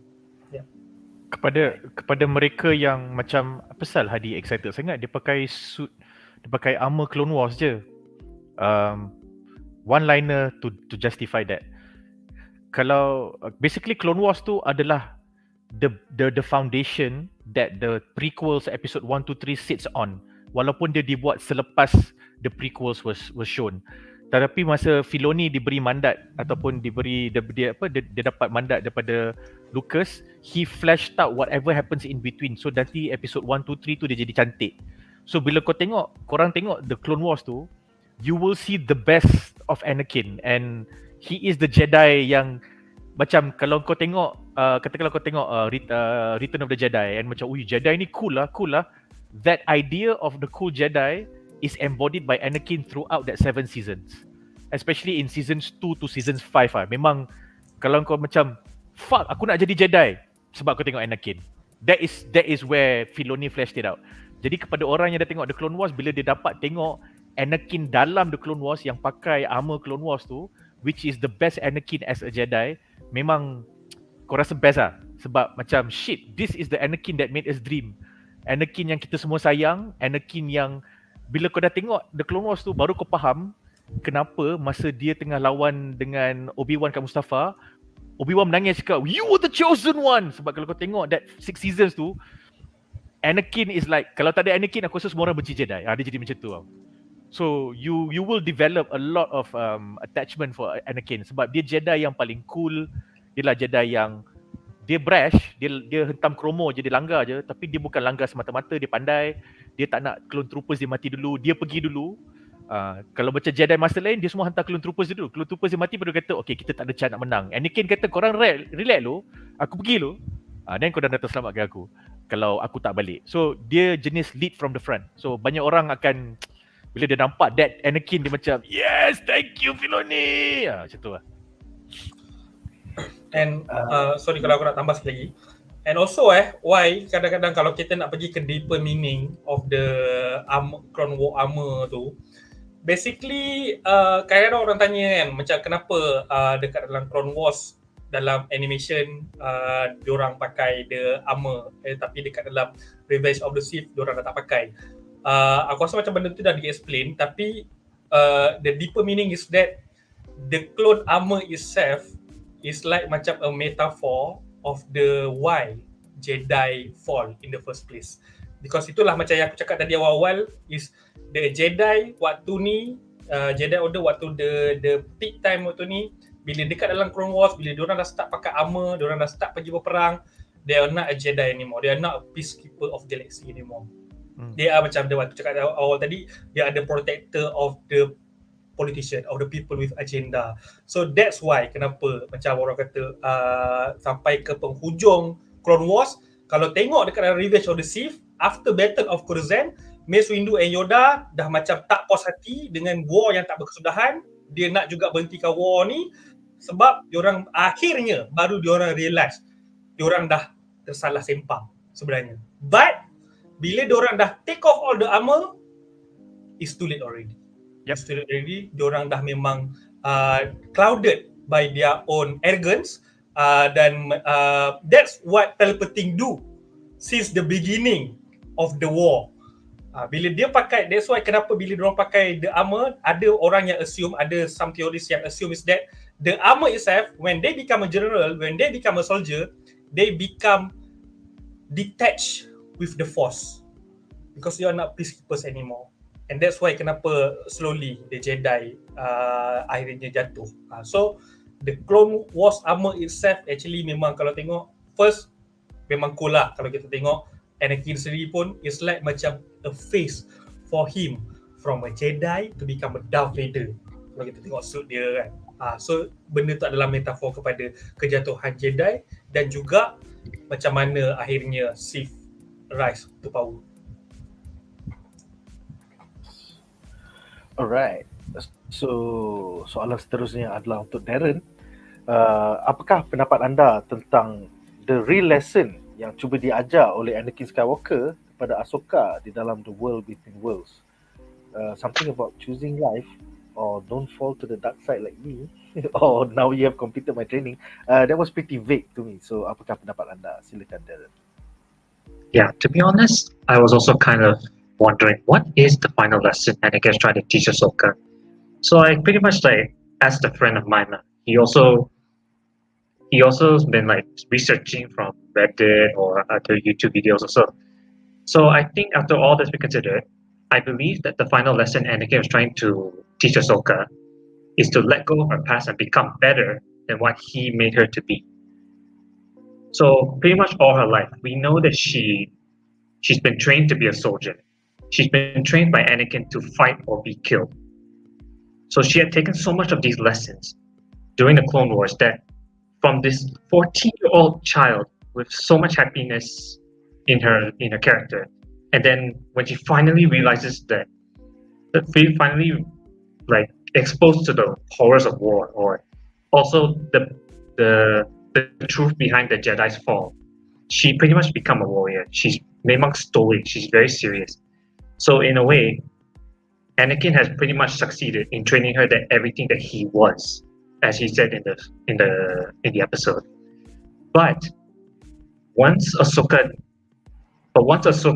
knew what Anakin did eventually become, Darth Vader, she had since developed the fear that she had gained his legacy. And as Baylon said to himself, it's a legacy of death and destruction. So because of that, she was afraid to pass her knowledge on to anyone that she trains. So in this case, Sabine. She was pretty much in the fear that she would end up making Sabine a dark sider. So that's why she walked away from her. That was also why she refused to train Grogu when Din asked her to train him. So in the Ahsoka series, when Anakin and Ahsoka finally reunited, if this is to be Anakin's actual Force Ghost, he is showing her that everything he has taught her, all the training that he had given her as a soldier, everything was wrong. He had already lived the life of Darth Vader to know that he had made Ahsoka the fearful one. So, and especially, he has managed to find the light with his own son, Luke Skywalker. So now he has a chance to bring another legacy of his back to the light. And Anakin being Anakin, he had to teach her probably the most badass way possible, and that is to completely become Darth Vader in the entire scene. And I think this pretty much is the most badass noctel to Ahsoka. So by becoming Darth Vader, he has forced Ahsoka to pretty much feel the anger that she has developed in the Clone Wars and Rebels after that. So, and then I think at the final moment where she was about to slice Anakin up at the neck, you see the moment that her eyes would turn yellow like Anakin did. That was the moment where she had to choose to kill or to find peace, to live or die. So that's when she threw the saber away, because she chose to find peace. She chose to live. So I think that's pretty much the final lesson Anakin has to teach Ahsoka. Nice. Aku setuju. Jamal, And silakan yes. Jamal. Yeah. Wait, sorry. Sorry, I think Darren. this is also sorry. Yeah, go on, Darren. Go I on. was going to say, I think this is pretty much a lesson that Yoda, of all places, the Last Jedi, has taught Luke. We are what they grow beyond. That is the greatest lesson of all masters. So yeah, that's pretty much it. Okay, Jamal. So my take on the lesson is basically, first and foremost, Ahsoka did not complete her Padawan, her schooling, because during Clone Wars she left the Jedi. She left in acrimony sebab she was accused of a crime that she did not commit, and she did not care if nobody trusted her. She just needed Anakin to believe her and trust that she did not do it, and then back her up or support her in any way possible, be it in public, atau be it within the council, atau be it in the court, whatever it may be. Tapi Anakin did not show that. So one of the reasons why Anakin did not show that was because at that point in time, Anakin was starting to sway and was starting to talk a lot with Emperor Palpatine already, and then forming his own thoughts about what constitutes a Jedi, his place in the world, the prophecies and the dreams that he's been getting. And then because of how the Jedi Council at that time, who was also starting to get really jaded with how they were being used, also another Palpatine punya thing. So they had no time to help Anakin find his way. Anakin could only turn to Palpatine to understand the situation, which was also Palpatine's design. So when Ahsoka went through that incident, and it was something that Anakin did not expect, Anakin could not be fully behind Ahsoka. So Ahsoka left. So what happened was they eventually solved the crime, but they solved the crime because nobody wanted to investigate it the way it should be. Ahsoka lari, and then Ahsoka investigated it, found the answer, and then everybody macam, alamak, kita orang buat salah. All the Jedi lah, everyone in the Jedi Council macam, okay, we made a mistake. Okay, Ahsoka, you have been exonerated. You are fine. Welcome back to the the temple. And then Ahsoka, who was very jaded and disillusioned, up to that point dia memang dah ada personal conflict with regards to why are we merely soldiers to the empire. We are just fighting. We are just war dogs. We are just war hounds. We are not really helping people. And then Anakin pula macam still the whole Jedi follow master dan follow temple, follow galactic empire semua. He just gave that kind of a lesson. So bila Ahsoka belah, she left in that space where nothing seems true, nothing seems right. The master that she trusted the most does not convey that, does not show that. The Jedi doesn't know any better. And then she doesn't trust Palpatine, but Palpatine seems to be having the confidence of her master. So that was when she left. And then after that, everything fell to pieces. Order 66 and everything else happened. So when she saw, especially in Clone Wars and Rebels, when she realized Anakin became Vader, the Vader that was behind all this, she had two things in her mind. One is that if she was with Anakin, then she could have done something. That was number one. Okay? Because she felt that I left. I should have been there. I could have been there, and I could have done something. But more importantly, macam, oh no, I'm not part of this anymore. But number two, more importantly, she had a guilt. She had a fear, and the fear is that if my master is like this, and I've been following his teachings all this while, am I going to turn into another Vader? So which is why when even Anakin, even Baylon Quest, anyone who told her, oh, your lineage, your Jedi Master punya lineage is one of death and destruction and whatever not, that just reaffirmed her biggest fears. Tapi the lesson that Anakin gave her, and this is pretty cool, that's why I was gushing about episode 5, is because in the World Between Worlds, Anakin was Anakin. Meaning he was Anakin as the Jedi, blue lightsaber. He was Anakin who gave in to the dark because of his past, losing his mother, of his wife, losing Padme. That's why Anakin became Vader. But the key point here is that Anakin was switching between both sides willingly and at will. It was because he had total control already as to who he is as a person and as a Jedi. He learned his lesson. And he has accepted that this is me in the light side, this is me in the dark side. Now my Padawan needed to learn this lesson as well. Where one, as a Jedi, as a Force user, you are who you are your decisions. My decisions do not make you another Vader. But Ahsoka takut benda ni. So that's why bila Anakin kata, okay, you need to live, because one of Anakin's earliest lessons is that if you don't fight, you don't live. But we are warriors. Why should we fight to live? But because we are warriors, Ahsoka, we this is the world we live in. So dia tak percaya benda tu. But now he's changing that lesson to, you need to survive. If you don't survive, then everything is wasted. Everything is gone, and you will never get your answer. The whole point is, it's not whether you are a warrior. It is war. You need to survive. So to survive, you must fight. It doesn't matter if you fight in a war or you fight yourself or you fight your fears. You must fight. So bila Anakin tunjuk yang dia boleh flip between Jedi and Vader, is because to tell Ahsoka, he owns that. That is his decision alone. Alright? He did not die like Qui-Gon. He did not end his life like Obi-Wan. He ended it. His life ended like how he meant to end it, because he is Anakin. Meaning, whatever he chose to do is his and his decision alone. And you do not have to carry that burden just because you are his student. So for him to drill down that lesson, he needed to show Ahsoka, aku jadi cikgu Jedi, kau tak dengar cakap aku. Sekarang aku jadi Vader, kau dah dengar cakap aku tak? And then, bila dia dah tukar and he went back to the Jedi, dia tanya Ahsoka one last time, do you want to live or not? And then, you need to decide for yourself. That's when Ahsoka Darren cakap, she said, okay, you know what, aku punya marah ni, yang aku simpan daripada aku 15 tahun, aku lari daripada Jedi sampai sekarang, yang aku tak tahu nak letak kat mana ni, tapi aku tahu aku kena letak dekat engkau. Because you are the only one who gets me. So time tu dia nak bunuh Anakin lah. And then she made a choice. I can kill you, meaning she is in touch with her anger, but she just says, I choose not to. And that's when Anakin says, I guess there is some lesson in you yet, or like there's still hope for you yet. Because Anakin knows, okay, you get my lesson. You may not see it yet, but you get me.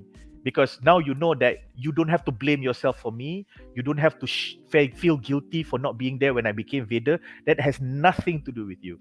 Sebab tu bila Ahsoka keluar daripada situ, dia terus jadi putih. So because she is in total control. So and I thought that was beautiful lah, because it is a huge payoff for orang yang suka prequel, siapa tengok Clone Wars, yang macam, because Anakin did not this one aku marah ke Anakin lah. The least you could do is tell Ahsoka that she is not wrong and you told her you believe her. But if you saw that arc, dia tak cakap macam tu kat Ahsoka langsung pun. He was not even really apologetic to Ahsoka, to the point that bila Yoda dekat dia depan depan tu cakap welcome back to the temple, here's your lightsaber, tu Ahsoka kata I don't think I am a Jedi anymore. Lepas tu dia pusing, dia belah. And then Anakin tak pujuk pun. Dia macam what the fuck, I don't get what's going on. So it's like it's that lah. I feel that is where it is, and I think Filoni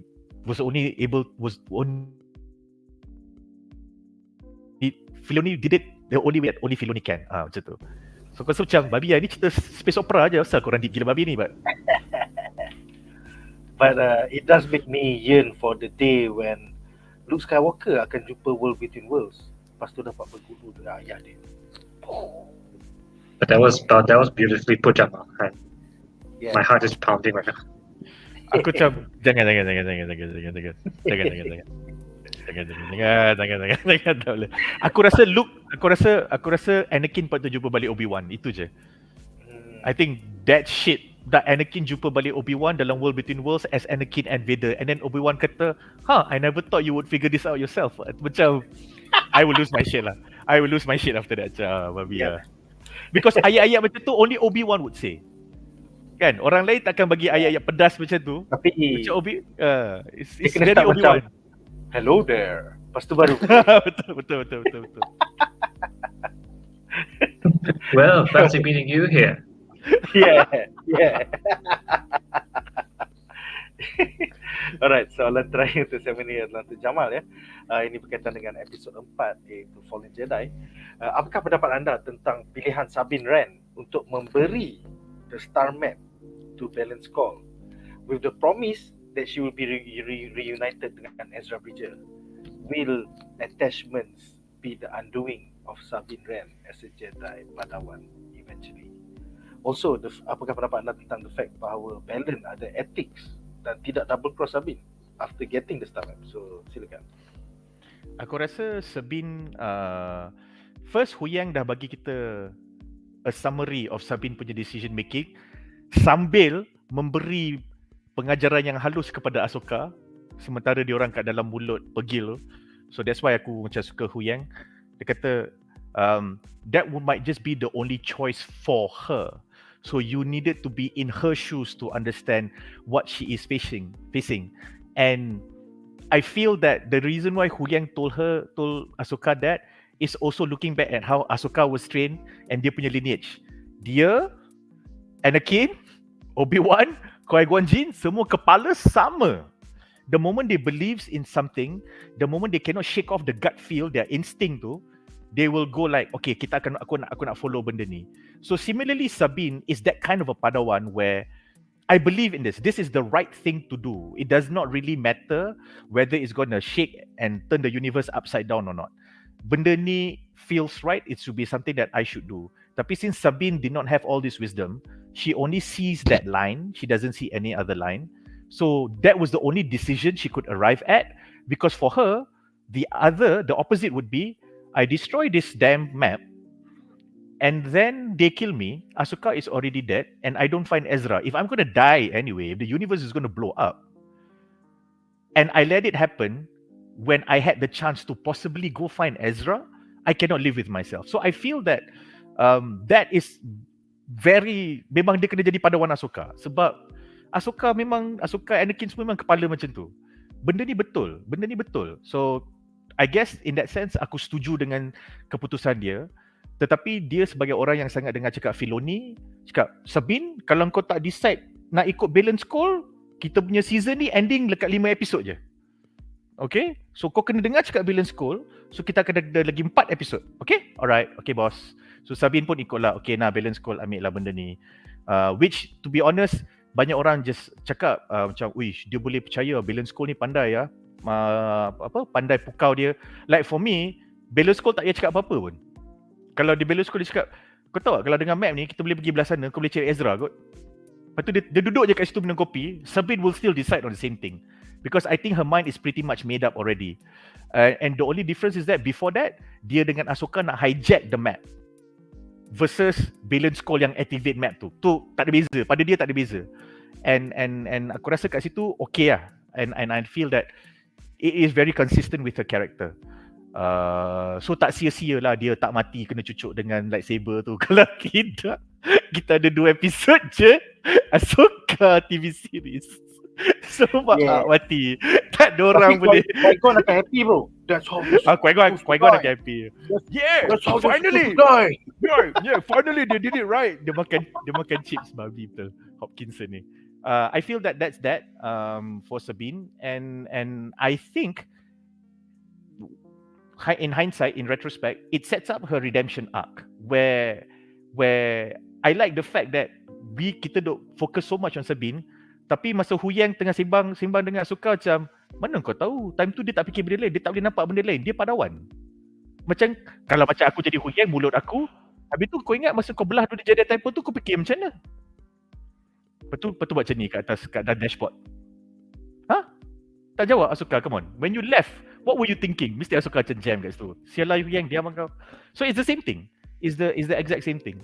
So I feel that's fine. Aku tak ada major issues lah.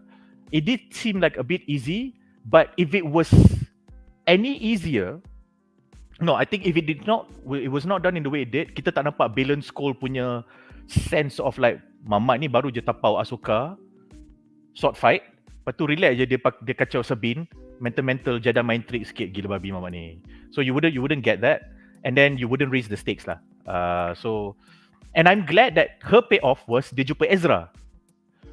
And so aku rasa benda tu macam pay off gila kot sebenarnya untuk dia, because she believed in it so much. And then when she finds Ezra, dia kata macam tak apalah, kalau kita kena lawan Tron, kita lawan Tron lah. We think about that later. And I don't know, maybe that is the story of Ahsoka. Like, you know what? It's about owning your decisions. True enough, that's the final lesson that Anakin gave her. I own my lesson, I own my decision. Aku jadi Vader, aku terima benda tu. Kau tak payah nak emo lebih-lebih, tak ada kena-mengena dengan kau pun. Sebab bukan mak engkau yang mati, bukan bini engkau yang mati. So sekarang ni, kalau Sabine buat macam ni, tapi dia jumpa Ezra, and dia own decision dia, engkau sebagai dia punya master, engkau siapa nak bising? I think that could just be the lesson that Ahsoka has lah. So kalau Ahsoka forgive Sabine, regardless of the ending or the outcome of all this, then Ahsoka punya arc dah complete. Because dia bukan setakat dia boleh maafkan diri dia boleh maafkan padawan dia yang buat keputusan sama macam dia, dan she sees past that. Cool lah. Dan pendapat kau tentang balance call ada ethics, i.e. tak backstab, dia front step.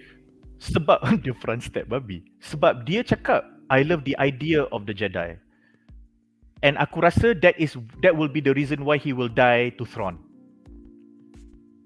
Because Thrawn is so smart, dia akan cakap kat Baylon Quest, Baylon Quest, Ezra hidup lagi, Ahsoka sampai. So kalau benda ni macam ni, event yang kau cakap tu akan jadi macam ni instead.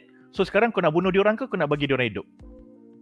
Lepas tu dalam dia punya indecision tu, dia macam okay fine, you know what, I cannot decide, boom, mati. Might just be that.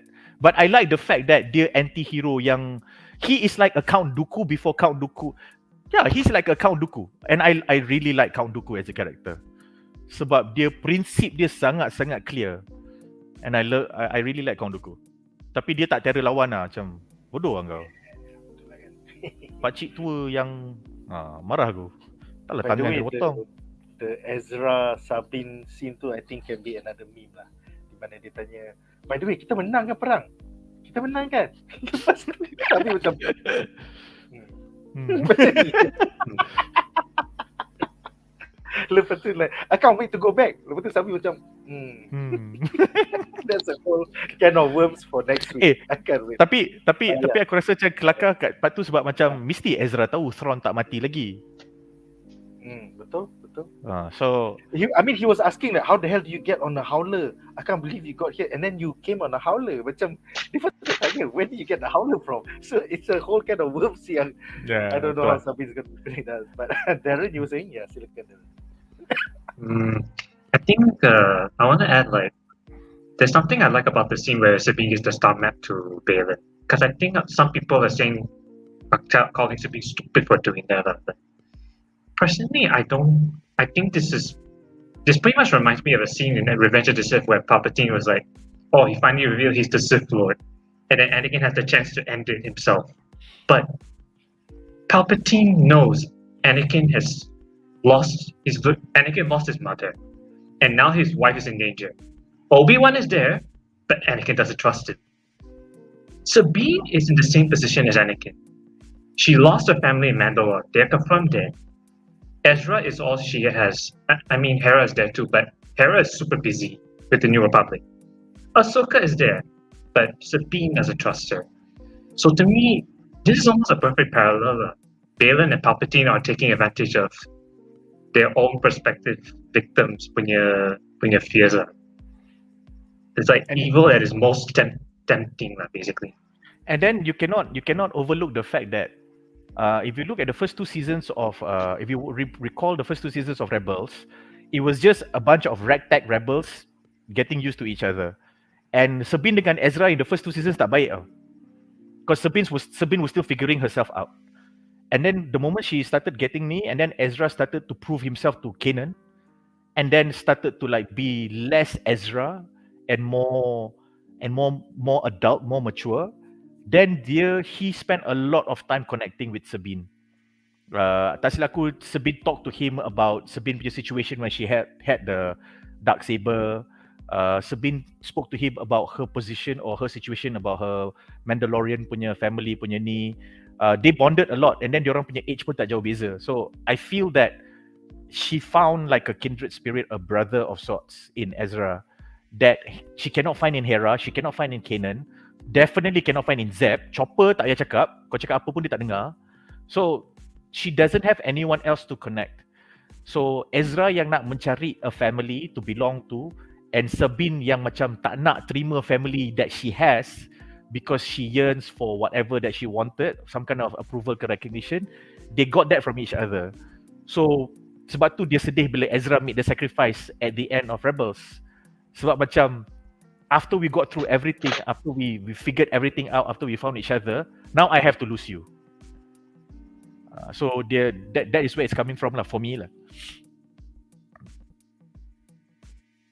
Alright, so aku rasa dengan itu berakhirlah segmen ini dan kita akan bacakan 3 soalan yang menarik daripada penonton di rumah. Pertama, Taza bertanya, time Stormtroopers muncul, kenapa armor mereka macam terlalu battle damage? Mereka lawan siapa? Atau armor mereka degraded ke? Plus, adakah Stormtroopers tu zombie sebab pakai Night Sister power? So, kita dah bincangkan ni dalam segmen pertama kita. Darren dah jawab. Yes, most likely mereka telah exile di Peridia selama 10 tahun tanpa apa-apa Empire resources. Jadi, diorang terpaksa battle damage ke apa, kau kena baiki dengan apa-apa yang ada dekat planet tu, dekat Peridia. Dan maybe Night Sister yang tolong healkan. And ya, kita juga ada bincangkan dalam segmen utama tadi satu teori Brazil bahawa Stormtroopers ni mungkin zombie yang telah dihidupkan balik oleh Night Sisters. So it's a cool fan theory. Maybe kita akan tahu in the next 2 episodes. Seterusnya Nasi Goreng bertanya, korang rasa apa yang Zeb buat masa sekarang? Aku rasa dia tengah minum beer bersama dengan Dave Filoni dekat that bar. Betul. Mandalorian season 3. Dia tengah lepak minum beer, lepak dengan Captain Teva. Kau bawa balik daripada mana? Kau pergi dengan Hera Sindola. So Pergi mission tak ajak babi. Pergi mission tak ajak. So dan soalan terakhir, you broke Teva, Oi. Ya, man. Dos bertanya, Ray Stevenson betul ke dah meninggal? Yes, report suggested that Ray Stevenson suffered a heart attack, but no official cause of death has been disclosed. The tragic event unfolded in Ischia, Italy, di mana Ray Stevenson tengah busy filming the movie Casino in Ischia. Dia telah dihospitalized pada 21 bulan Mei 2023 after experiencing chest pains and was later declared dead at the local hospital. So dia meninggal just 4 days before his 59th birthday. So rest in peace, Ray Stevenson. Alright guys, so dengan itu aku rasa kita akan ke segmen menarik kita yang terakhir.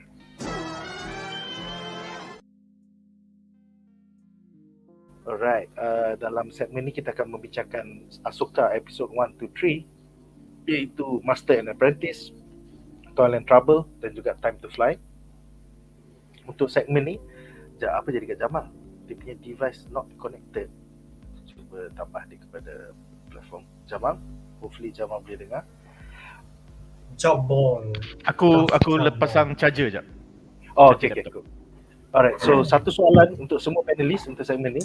Apakah pendapat anda tentang komentar oleh segelintir fandom Star Wars bahawa siri Ahsoka ini adalah, nombor satu, teramatlah tidak new viewer friendly kerana it is essentially Star Wars Rebels Season 5 cuma versi live action.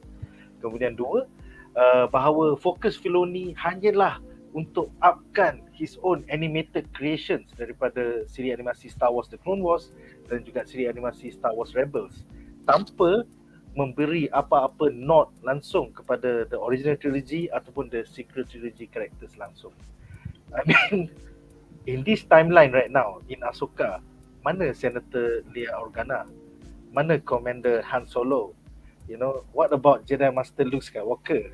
Ataupun little baby Kylo Ren? Ataupun ibu bapa Rey Palpatine versi teenagers, ataupun middle age Lor San Tekka, ataupun Maz Kanata. I mean, they exist, but why are they not on camera? So, siapa nak jawab dulu? Ini soalan yang agak keras sekali. Silakan Hady. Dia boleh, he is the chosen one. Filoni can unite us all. So, apa cerita sekarang? Silakan. Aku jawab tiga ni. Yes, it is. Why the fuck not? And what would he? Hady for president. Ya. Teramatlah tidak friendly kepada new viewer. Yes, it is. Memang. Fokus Filoni adalah untuk upkan dia punya animation. Why the fuck not?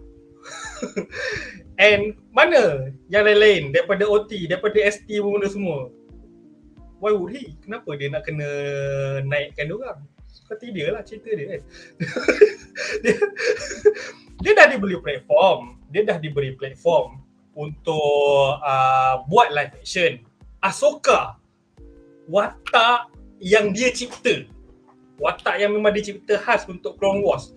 It's like macam Anakin ada Padawan, kita tak tahu pun ni. Daripada Revenge of the Sith, kita tak tahu pun benda dia ada tiba ada kan. Betul watak Ahsoka yang annoying tu daripada Clone Wars semua. Ada tiba-tiba.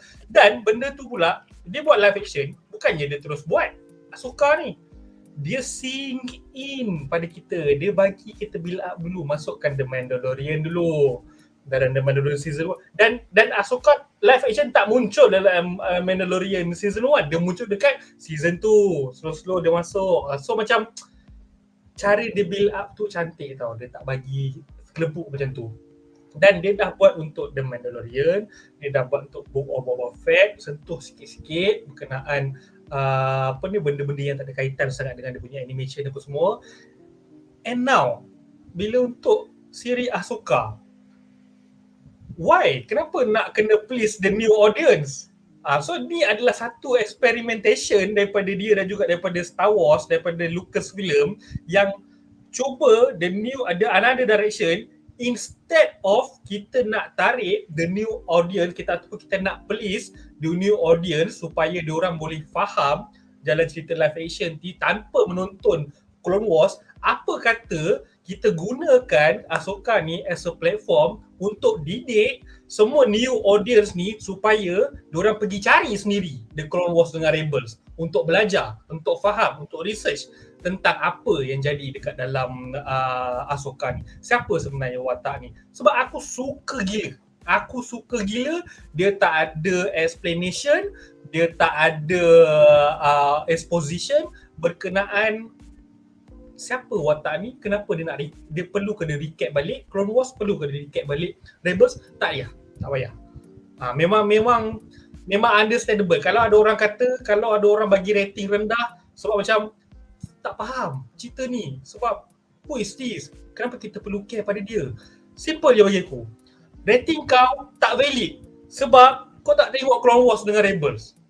Tu je. Tak valid. So kau nak bagi rating rendah kalau kalau macam kau tengok Clone Wars dan juga kau tengok Rebels, dia patut kau bagi rating rendah. Kau kata cerita ni macam ni tak. So it's okay, tak apa. Sebab kau dah justify kan benda tu sebab kau dah tengok Clone Wars dengan Rebels. Ni sebab kau tak tengok lagi dan lepas tu kau nak claim macam susah nak bagi new audience faham. Why would new audience nak kena faham tentang Clone Wars dengan Rebels melalui live action? Why not korang pergi tengok sendiri. Tak payah.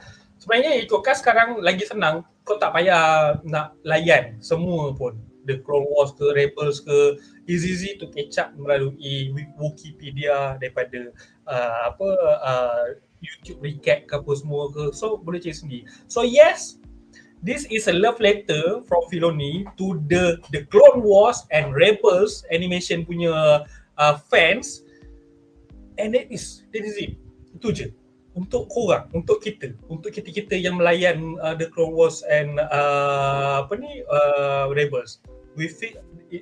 Are we feeling so inclusive? Yes, we're feeling so inclusive. So benda tu sebenarnya aku lagi seronok bila sembang pasal Ahsoka ni sebab apa tau? Bila orang tak faham tu lagi best tau. Sebab bila orang tak faham, kita as a fan, kita boleh explain. And bila kita explain, suddenly kita rasa passionate sebab kita ter-reflect balik ataupun ter-flashback balik waktu kita tengok Clone Wars tu, kita rasa damn, that is cool rupanya. Benda yang aku tengok tu sebenarnya cool shit. Dia buat benda macam ni dan lepas tu kita boleh didik, kita boleh ajar ataupun macam explain pada orang-orang yang tak tahu what is the character about. Cerita ni sebenarnya pasal apa? Kenapa tiba-tiba ada space whale? Kenapa tiba-tiba ada pasal worlds between worlds apa semua? So kita boleh cerita one by one apa semua. So itulah sebab diciptanya terjadinya video bedah ni juga. So kita boleh explain kenapa aku suka bila dia tunjuk Clone War Armor, kenapa Clone War Armor tak ada dekat dalam Revenge of the Sith, kenapa Baylon Quest macam ni, kenapa Tron macam ni semua. For the sake of discussion and for the sake of the love from Filoni to the Clone Wars and Rebels punya fan. So itulah aku kata, yes it is, why the fuck not, and why would he? Aku rasa for me about this, with regards to this question, I mean like benda yang IP yang dah bertapak, dah mapan macam ni, yang dah establish gila babi, there will be so many entry points. Tetapi when you are doing it, you are not doing it because macam okay, kita nak jemput orang baru jadi fan kepada IP ni. Not necessarily so. You buat sebab apa? IP ni kalau dah ada 58 juta orang follow, kita buat sebab kita nak 5.8 juta orang daripada 580 juta tu tengok, support, beli merchandise dan sebagainya, so dia boleh generate more income. Dan kita buat lagi sebab apa? Kita dah tak perlu an extra 1 million followers or fans. The 580 million fans is enough to keep this IP going. So bila kita ada any kind of efforts to buat benda-benda baru, content baru dengan an existing IP yang dah bertapak lama macam ni, it is not because kita perlukan fan baru. They just have to make it for the people who has been so invested on their own accord. Orang yang jadi fan Star Wars ni bukan sebab kena swap dengan Disney, bukan sebab kena swap dengan Lucas. Dia tengok spaceship, dia tengok X-Wing, dia tengok Jedi, dia tengok lightsaber, cool, that's it. It is that easy. Okay, dan masa George Lucas buat tu bukan kata aku kena buat satu IP di mana bila orang tengok dia akan rasa best dan dia akan jadi fan aku. Tak ada. George Lucas buat cerita ni, aku rasa aku dapat ilham daripada tengok semua Kurosawa punya films, aku nak buat aku punya version. Itu je. So semua orang buat demi diri sendiri. Buat imam George Lucas ataupun siapa-siapa fans Star Wars daripada mana-mana angle, faction yang follow series ni. Jadi bila dibuat series macam ni, simple je. We are doing it for the fans first because they are the one watching it. Kalau dia tak tengok, habislah kita bazir duit, kita dah tak boleh buat dah. Then after that, we make it friendly for new people yang duk pelik. Kenapa? Apalah yang biasa ingat pasal Star Wars ni, tengok. So, when you ask the question, kenapa Filoni unapologetically tak buat benda ni bagus untuk orang fan-fan baru? Okay, fine. Kalau lepas tu you tambah, kenapa dia kena buat untuk orang-orang yang pay off dia, untuk orang yang tengok Clone Wars dengan Rebels je? Okay, fine. So sekarang ni, untuk fan-fan baru, dia dah bagi 789. Untuk fan-fan baru, dia dah bagi Endor. So, Endor yang tak ada precedence. Untuk fan-fan baru, dia bagi Rogue One. Dia bagi, okay, Solo not quite. Dia bagi Rogue One. Benda yang kita tak perlu pun, Tapi dia bagi. Kenapa? Oh, kalau orang this serves as a great entry point, tapi dia boleh jadi jambatan untuk bahagian ni dengan bahagian ni. So dia bagi kita benda-benda tu. Endor in particular, tak ada orang minta pun Endor. Kan? Bad Batch, tak ada orang minta pun sebenarnya. Tapi dia bagi juga. So kalau kita nak kata kenapa Filoni macam ni, sebab dia Filoni. Dia bukan Filoni yang tak pernah buat Clone Wars. Lepas tu tiba-tiba, lepas tu dia buat Marvel ke apa benda ke. Lepas tu Disney jemput, Filoni kau buat Star Wars lah kau try. Then kau boleh persoalkan lah kenapa dia nak kena ambil juga cerita lama. Buatlah cerita baru dia sendiri. Which he did. Clone Wars. Masa dia start dulu. Jadi sekarang, dia adalah orang Clone Wars yang buat cerita sekarang. So kenapa dia nak kena buat cerita baru? Sebab dia dah ada attachment. Dia dah ada attachment dan dia dah ada precedence kat dalam IP ni. Kenapa dia nak kena bazir masa buat untuk orang lain? Sedangkan pada masa yang sama, Disney dah fikir dah, okay, Endor kita bagi creator baru. Obi-Wan kita bagi creator baru. So, dari segi the full picture, this question dia jadi pelik. Sebab apa? Itu adalah soalan bias. Hanya kerana aku tengok cerita ni aku tak boleh feel lah. Habis tu fan-fan Star Wars yang daripada dulu tengok Endor tak feel, apa rasa dia orang? Fan-fan original trilogy dengan sequel prequel trilogy tengok saya 789 sampai kena gaduh dengan orang yang baru start tengok, lepas tu puji Adam siapa nama ni JJ Abrams. Then what do they feel? You guys got your stuff and you guys got your stuff as a starting point selepas Legends kena buang. So you can question that because in a way the content from Star Wars in the last 10 years dah diseimbangkan. Kita ada orang lama pun dapat sikit, orang baru dapat sikit, cerita entah ceruk mana yang kita tak minat sangat pun dapat sikit. It's cool. Everybody is getting a piece of the pie. So when you call somebody that has worked on Star Wars before, asking him to do a new project, you can't blame him for doing it on something that he has already done before. Macam kau panggil Ryan Johnson balik, confirm dia nak sambung episode 8. Confirm. Sama je. So kalau kau panggil Endor punya cerita, confirm dia nak sambung Endor punya cerita. So go ahead. So because that is the job. Kan? Dan kalau macam kau nak Kiki cakap kat Filoni kau dah buat The Clone Wars, good job. Kau dah buat ni, good job. Sekarang aku nak kau buat benda baru. You pay money for a guy that has been successful to do something that he never tried and has never proven to be successful before. A completely new story. Bro, you have millions and you campak duit berjuta-juta you dekat orang yang dah biasa buat A, kau suruh dia buat B. Just because. Mana boleh? It doesn't make sense lah kalau macam tu. Tapi kalau kau rasa macam, aku rasa excluded lah. Macam Hady cakap tadi lah. Kita yang tak minat Endor, kena tengok kenapa, this is the politics side. Kita boleh baca kat Legends, tapi tak apa. This is, we get it on live action, tak apa, kita layankan juga. Likewise, aku tak faham lah kenapa, apa benda reference kat The Clone Wars dengan Rebels ni, pergi tengok. Same, it's the same thing. If you don't, you lose out. For us, if you don't watch Endor, we lose out on the politics. So, it's the same thing. So sekarang ni isu dia adalah, kau tanya soalan ni sebab siapa Filoni ni, kenapa orang nak agung-agungkan dia sangat? Itu je cerita dia, okay? So, if it's not Filoni, it's Favreau. If it's not Favreau, it's somebody else. You will ask the exact same question. Why is this guy doing something, patut tak bagi exposition? Kalau dia bagi exposition, patut kau rasa boring atau kau rasa cerita tu tak best, langsung kau tak tengok Rebels habis. Lagi bazir. You know, you already have dia macam kau buat sequel, lepas tu kau punya sequel tu benda baru yang tak ada kena-mengena dengan original trilogy kau buat dengan prequel trilogy. Then what's the point of watching the prequel trilogy and the original trilogy? Baik kau just buat the new Star Wars. Betul tak? So agak-agak benda tu bijak ke tak? Aku tak rasa benda tu bijak. Itu je lah. Okay. Darren, anything to say on this topic? All the Lord Santeka Maskanata fans. Mana? Silakan. I think I'd like to follow up on Jamal's point about the 5.8 million people who memang stuck dengan Star Wars. I feel like if people have not seen the Clone Wars or Rebels, I think that's fine, but I feel like there's one important thing that the 5.8 million people can do for these newcomers. If Disney wants to make the newcomers come and enjoy Star Wars, here's what the 5.8 million people can do. They can share. They can go on Facebook and then talk to these newcomers. Oh, you've never seen Ahsoka? Well, we've got this whole animated series called The Clone Wars and Rebels. Kita sebagai fan community, if if we want to keep Star Wars alive, kita boleh lah share the love with the newcomers. Some may not like it, some may not, but at least the attempt to bring in the newcomers is there to show them that Star Wars, the fandom is not always toxic. We are actually very open towards any kind of fan. You like the originals, you like the prequels, you like the sequels. You've never seen these? That's fine.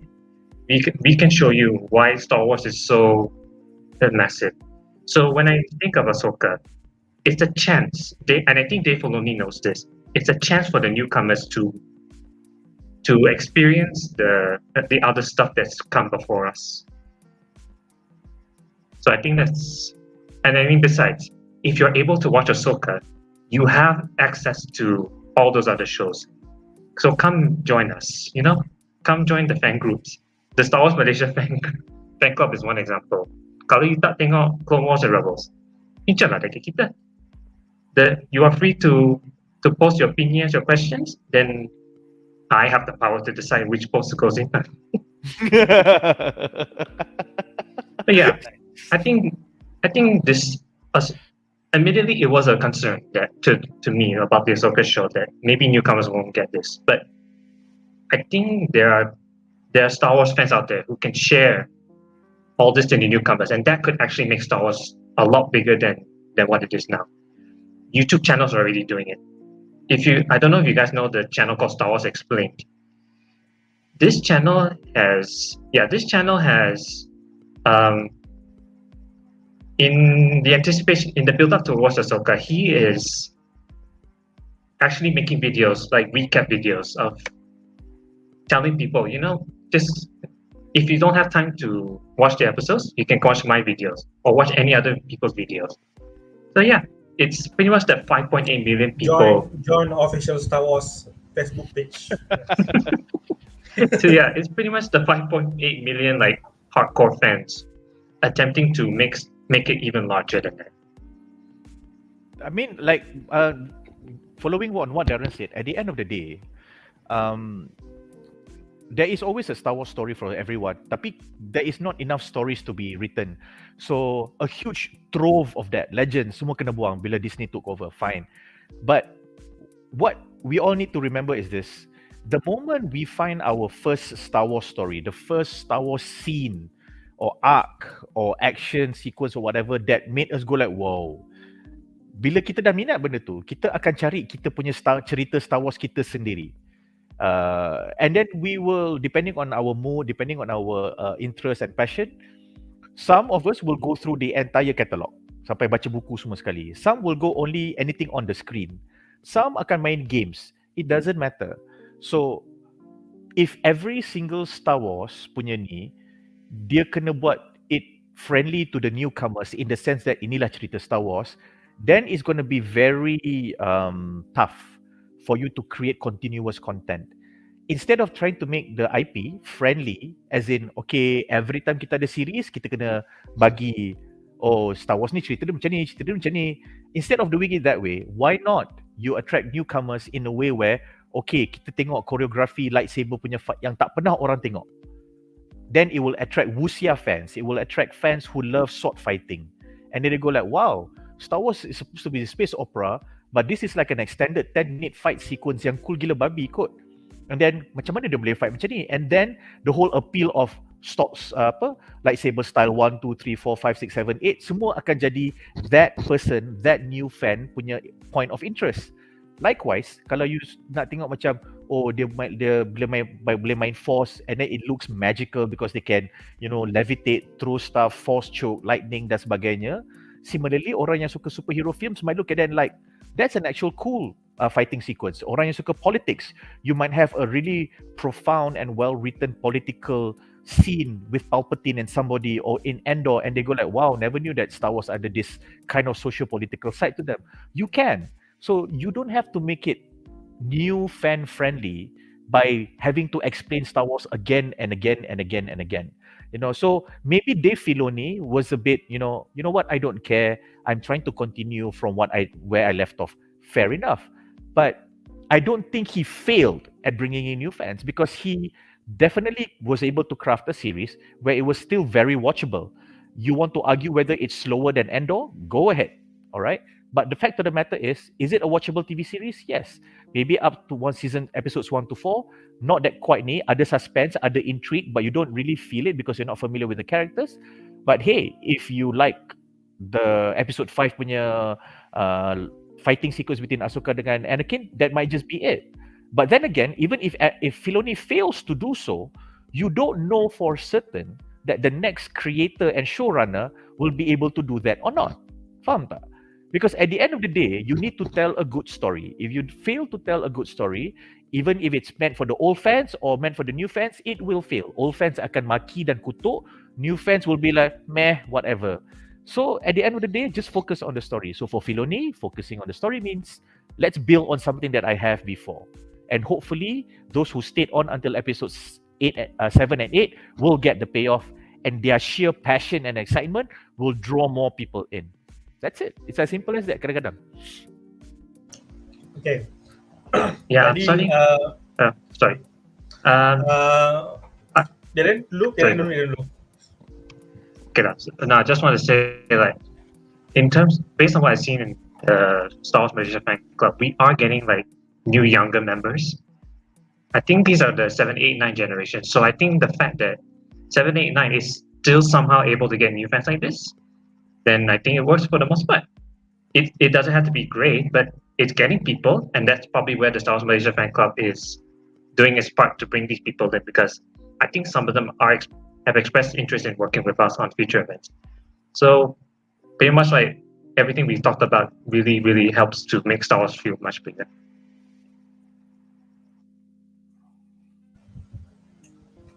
Alright. Tadi Darren ada bagi tahu, kata kalau macam ada yang tak faham ke apa ke, ada macam korang boleh pergi ke YouTube channel macam Star Wars Explain. Okay. After watch Ahsoka, memang ikutkan after watch Ahsoka, there's this 3 channel yang korang boleh follow up untuk tengok. Is Star Wars Explain, and then korang boleh check out Star Wars Theory, and of course Charlie Hopkinson. Okay, korang kena tengok dia 3 ni. Korang kena tengok dia 3. After tengok Ahsoka, tengok video-video diorang yang lepas diorang bedah untuk untuk episod yang latest. Bedah and react. Aku ada satu yang aku suka follow. I found that channel by accident. It's not the best channel, tapi aku rasa in terms of coverage dia boleh tahan jugalah dia punya law punya coverage. The Stupendous Wave. The way he reads his script gets to me sometimes, but in terms of content, he goes really deep. So, tapi video dia tak pernah panjang. Paling lama 8-9 minit. So, kalau korang jenis suka ni, ada banyak channel.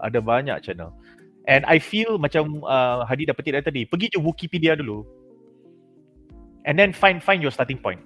Okay, starting point aku episode 8. Follow daripada situ. That's it. Sebab say what we want about 7, 8, 9. No one yang tengok, orang tak ada fan-fan lama yang tengok 7, 8, 9 bising pasal dia punya visuals. Visually, nobody is complaining about that shit at all. In fact, kalau kau nak debate kata 7, 8, 9 paling cantik, yeah man. It's not a difficult debate. Yeah, it's not a difficult debate. Dalam episode 7 yang dia orang bergaduh dalam snow tu. Lepas tu lightsaber kena snow. Aku macam what? Wow. Nice. That was beautiful. Yeah. The lightsaber fight dalam episode 9 di mana kuda naik atas battle cruiser bro. Dalam space ada kuda. Aku macam mind blasting. Memang pasca Disney punya Star Wars, the most paling aku suka is the lightsaber effect lah. Sebab daripada prequels, daripada originals, kau nampak is lightsaber, but kau tak pernah nampak the reflection of the light dekat surrounding. But then masuk dekat Disney punya, kau tengok daripada Obi-Wan ke, kau tengok daripada mana-mana lah, Obi-Wan Kenobi series ke, the sequel semua kan. Bila the blue lightsaber and the red lightsaber clash, it's become like purplish. Man, that's beautiful. Beautiful, lawa gila. And aku rasa pada aku, my favorite Disney visual thing is kau tengok Mandalorian punya flights. So in all seasons of Mandalorian, bila kau tengok dia terbang dengan jetpack dia tu, you see it easily and you take it for granted bila kau tengok animated series, The Clone Wars, bila kau tengok Mandalorians terbang. Tapi bila kau tengok ada 3 seasons, kau tengok Mandalorians tu terbang, sometimes dia bagi white shots. Macam, yeah man, that's exactly how we imagine Mandalorians would fly and fight. Dan diorang ni somehow or other, kalau bukan force sensitive pun, boleh 1v1 dengan Jedi, okay? Relax je, boleh 1v1 dengan Jedi. Power tak power Mandalorians ni. So, you get those. So, if you tengok, kalau orang lama complain pasal Disney ke KK apa, semua pasal cerita je. Visuals never been the issue. Has never been the issue. So yeah, that's another great thing about 789 and the new fans. You guys are coming into Star Wars where your first film might just be episode 7. Lepas tu kau ada that chase sequence yang Ya Rabbi Bapak Lawa La ilaha illallah. You know, so it's cover. Like all the best, you know. I'm not gonna lie. I think my favorite Disney visual is, without a doubt, Luke Skywalker drinking the green milk.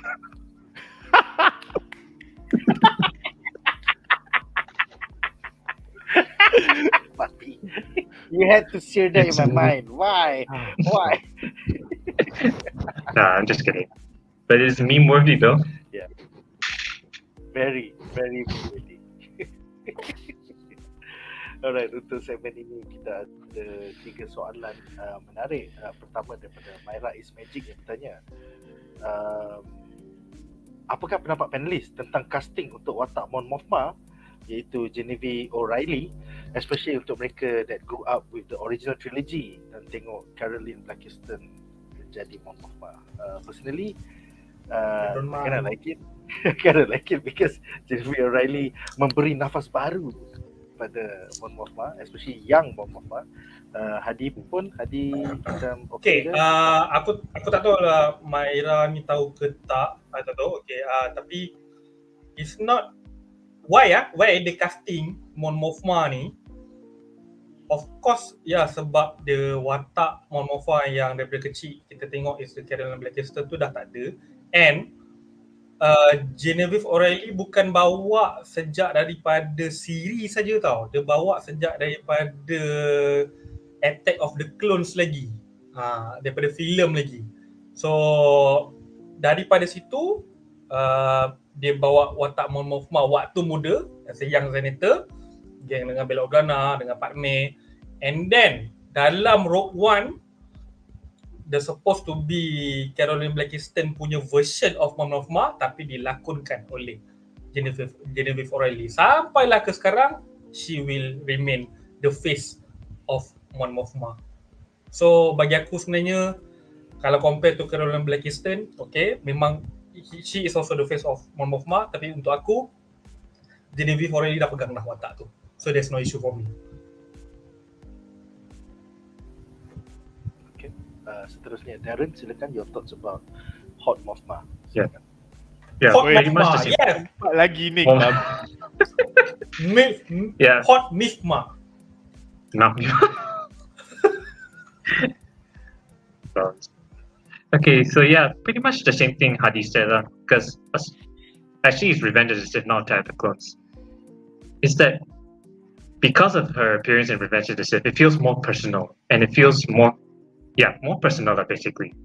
But the fact that her appearance in Revenge of the Sith was a deleted scene, it makes me care more for Genevieve O'Reilly, because the effort from taking her a deleted scene, an actress from a deleted scene, to actually become the main Mon Mothma, that shows commitment in storytelling to me. So yeah, Genevieve O'Reilly definitely deserves to be Mon Mothma in any form nowadays. Nice. Jamal, silakan. No comments. Hady and Darren dah explain. Okay. Yeah, I mean age-wise memang Caroline lebih tua, tapi I mean she's too already. I mean Genevieve O'Reilly punya version setiap setahun dia masuk bak tateng untuk regenerate rejuvenation. Maybe tu kita tengok dalam Andor season 2. Aku paling suka bila dia dalam Andor, dia pakai different kind of wardrobe yang enhance lagi dia punya Senator Every vibe, episode. which is baru nampak wealthy Yeah. instead of pakai the white robe kan. Yeah. So dalam ni pun sama lah tengok, at least dia dah Disney punya Star Wars dia macam enhance a bit lah, but sometimes kadang-kadang a bit off dia punya enhancement tu, macam the way they use the force apa semua. But on the looks, macam Jamal kata tadi, you got no complaint on the looks. On the looks memang okay, memang cantik lah. So no complaint.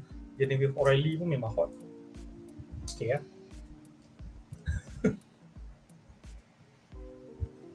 Development age-wise, I guess it's a nice continuity lah. Tapi definitely she looks different from currently. It's the cool right that, age, I ada think. orang daripada Revenge of the Sith all the way until now still pelakon the same character, and even characters macam Temuera Morrison daripada masa Jango Fett dulu sampai sekarang dia dah pakcik, dia dah tua gila, but they still turun padang, they still jadi Boba Fett. That's cool, man. Continuity lah. He can Alright, ride the Panther really well. Ya, man. Seterusnya, Nasi Goreng bertanya, soalan kontroversi, Taika Waititi buat movie pasal apa dalam franchise Star Wars? I think recently dalam satu interview masa dia tengah bagi hadiah kepada Sean Levy, dia bercakap, good luck Sean Levy, I hope you get to finish your Star Wars script because aku tak habis-habis lagi. It's been 3 years, Taika Waititi dah habis dah project dia Next Gold Wings is coming out this December, but recently dia cakap he doesn't even have a script yet untuk Star Wars. So I hope hapuslah riwayat kotoran degil and kita takkan ada Taika Waititi Star Wars.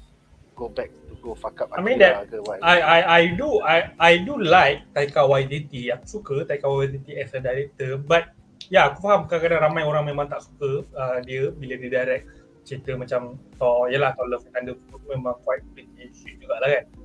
So aku buat conclusion is that nasib baik, mula aku excited juga dia nak buat filem Star Wars, tapi bila fikir balik dengan how dia punya eccentricness dia tu as a director, I think he should do his own thing instead of handling a franchise. So yes, dia bagus bila dia buat dia punya own shit, but when he touches on the franchise yang memang dah ada their own identity and their own vibes, so it's a bit weird to insert his eccentricness tu ke dalam franchise tu. So yes, I think the only Star Wars thing yang Taika Waititi boleh buat dan fit dia punya vibe is Watak-Watak Community Tag and Bing, which is satu watak meta. Dia orang constantly in the background of every Star Wars saga, and they are the source of fucking up everything. You know, macam Death Star tu hancur pasal Tag and Bing, lepas tu benda lain hancur pasal Tag and Bing. So it's a meta commentary based on Shakespeare. I think Guildenstern and Rosencrantz, I can't remember, but itu adalah watak teater juga, and they are always in the background of every Shakespeare play fucking things up. So masalahnya benda tu dah jadi legends. It's actually from Dark Horse Comics, so I don't think Taika Waititi is able to do Tag and Bing. But Tag and Bing are canon. What we do in the shadows, meta commentary. Really? Yeah, they are canon. Nice. The solo, I think it was a solo reference book that confirmed that they are Tag and Bing. Nice. One day I hope for Tag and Bing to come. One day. Alright, comment. They exist, so now you must make a story out of them. I can't wait, man. Seterusnya, komen terakhir, Muazzami bertanya, next week episode 7 bedah ataupun comment 7 days? I think jika paneli semua free, we will try to cover the next 2 weeks of Ahsoka, especially kalau dia punya revelations is equally mind blasting. So kita boleh dive deeper into Kanan Jarus. Yes, we can. Aku nak zombie je. Zombie Enoch dah cukup dah. Zombie Enoch. Kenapa dia punya mask orang lain? Orang lain punya mask like what the hell? Well, in the Clone Wars, we have seen the Night Sister magic actually making zombies. So, yeah, who knows? That's what we Tak, masalahnya the Stormtrooper tu totally different than the other Stormtrooper sebab dia ada karisma dia sendiri. Dia bila dia bagi weapon dekat Sabine, bagi kuda tu kat Sabine tu, lepas tu dia cakap Die well. Ada snarky gila. Ada orang cakap ada orang cakap kat Reddit, those are night troopers. Nadzru. Yeah. In the subtitles, they confirmed it also. Yeah. I think so. Yeah. Yeah. Oh, In the yeah. subtitles, they call night Yeah. troopers. So night troopers, zombies, undead. Dia nak guna Death Troopers tak boleh. Death Troopers dah guna time sequel. Tapi night troopers better sebab kalau if they were revived by the night sisters, then night troopers is like Night sister, night trooper. Patut dia letaklah Sister Trooper kalau semua tu sister.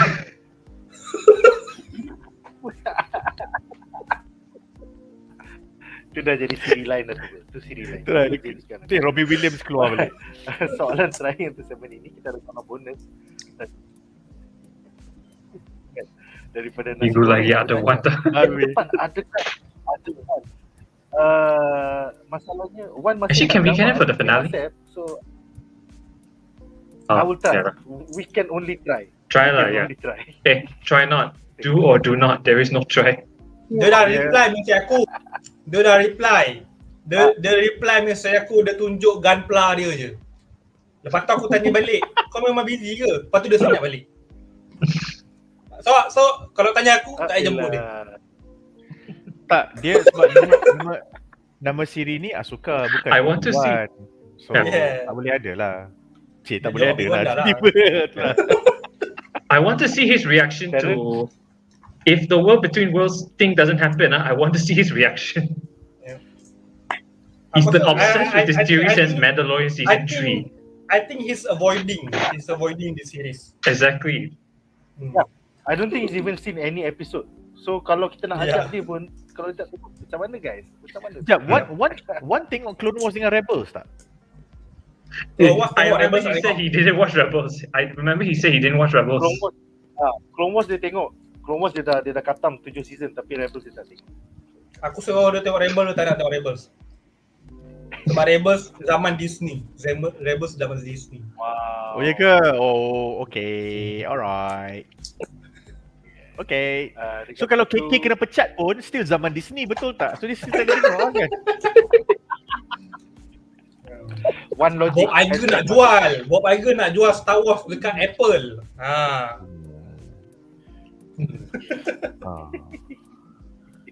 Nanti akan ada iklan.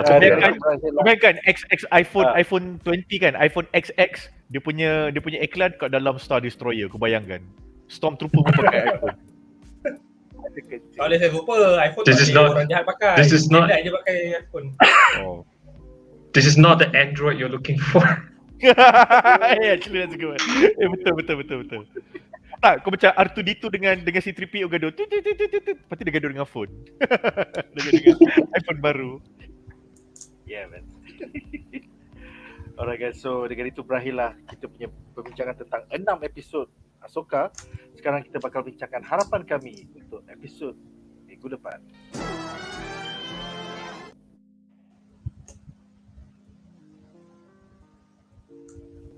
Kami Alright. awet. Ini bukan Mami Dala, ini adalah Mary. Well played. Well played, Mami Dala. Mami Dia Dala. adalah Great Mother. Saya kena gila jap. It just came to me man. Okay, anyway. No, it's great. Sebab aku kena. So, apakah harapan anda untuk the penultimate episode bagi Ahsoka Season 1 di mana Thrawn memerlukan pertolongan the Great Mothers and their dark magics with a K, M-A-G-I-C-K-S CKS. Magic. untuk menumpaskan Ahsoka. Apa cerita tu? What is this dark magics? So, kita mulakan dengan Darren. Silakan Darren.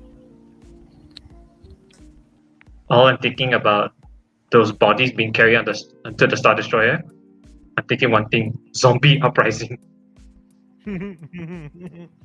Something is going to happen, and I think whether it's the heroes or the villains' own fault, there's probably going to be a zombie outbreak happening in the Star Destroyer. But it will probably also help to see whether those stormtroopers are actually undead or not as well.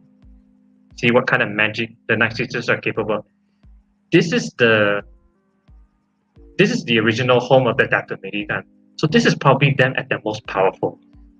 So I really want to see what Night System magic is in this side of the universe. And if this like zombie plague comes to the next galaxy, would it be their own form of a Yuzan Vong, in a sense, like a new form of Yuzan Vong? Oh yeah lah, Yusan Vong's another galaxy. Yeah, man. Other than that, for next episode, or actually Alright, actually up to the finale kita or so. akan ke Hady, silakan Hady. Apakah Okay. Of course tak boleh Aku nak yang expect lagi. lebih. Sorry, silakan kembali ke Darren. Sorry, silakan. Yeah, I think the reception is quite bad.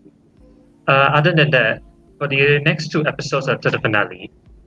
Yeah. Boleh dengar? Okay.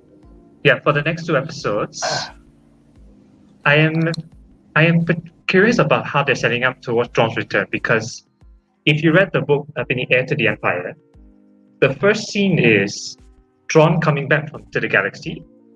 He meets 3 New Republic ships, and he destroys them. Guess what we had in Ahsoka Part 5? 3 New Republic ships. So if they're going to reenact this scene, I'd be so floored. This would be Heir to the Empire Filoni version. Okay, I'm done with it.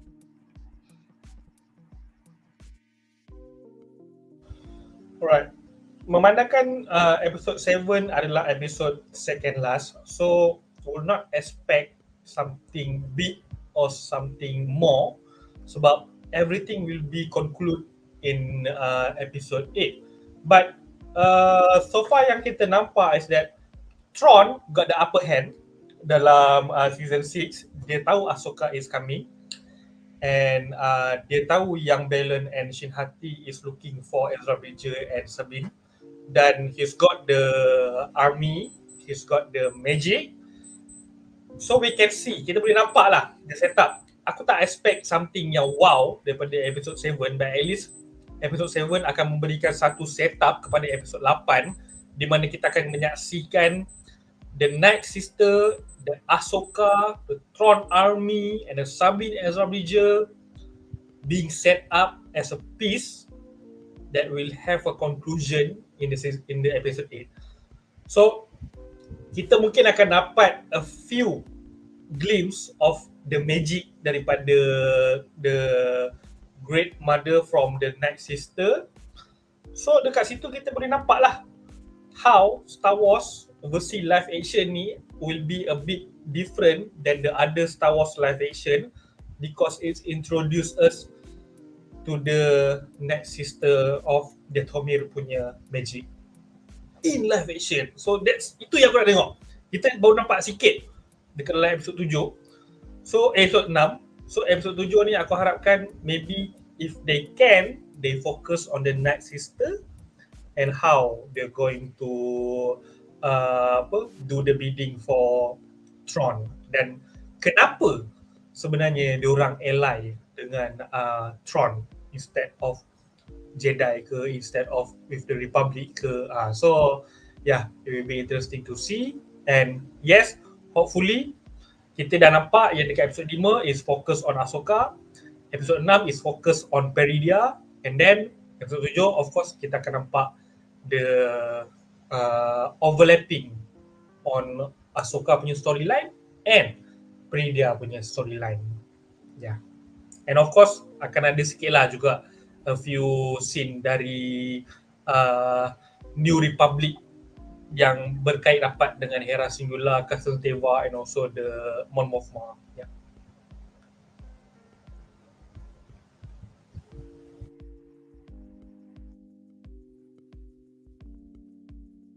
Okay. Sebab tak dengar Nick cakap. Alright.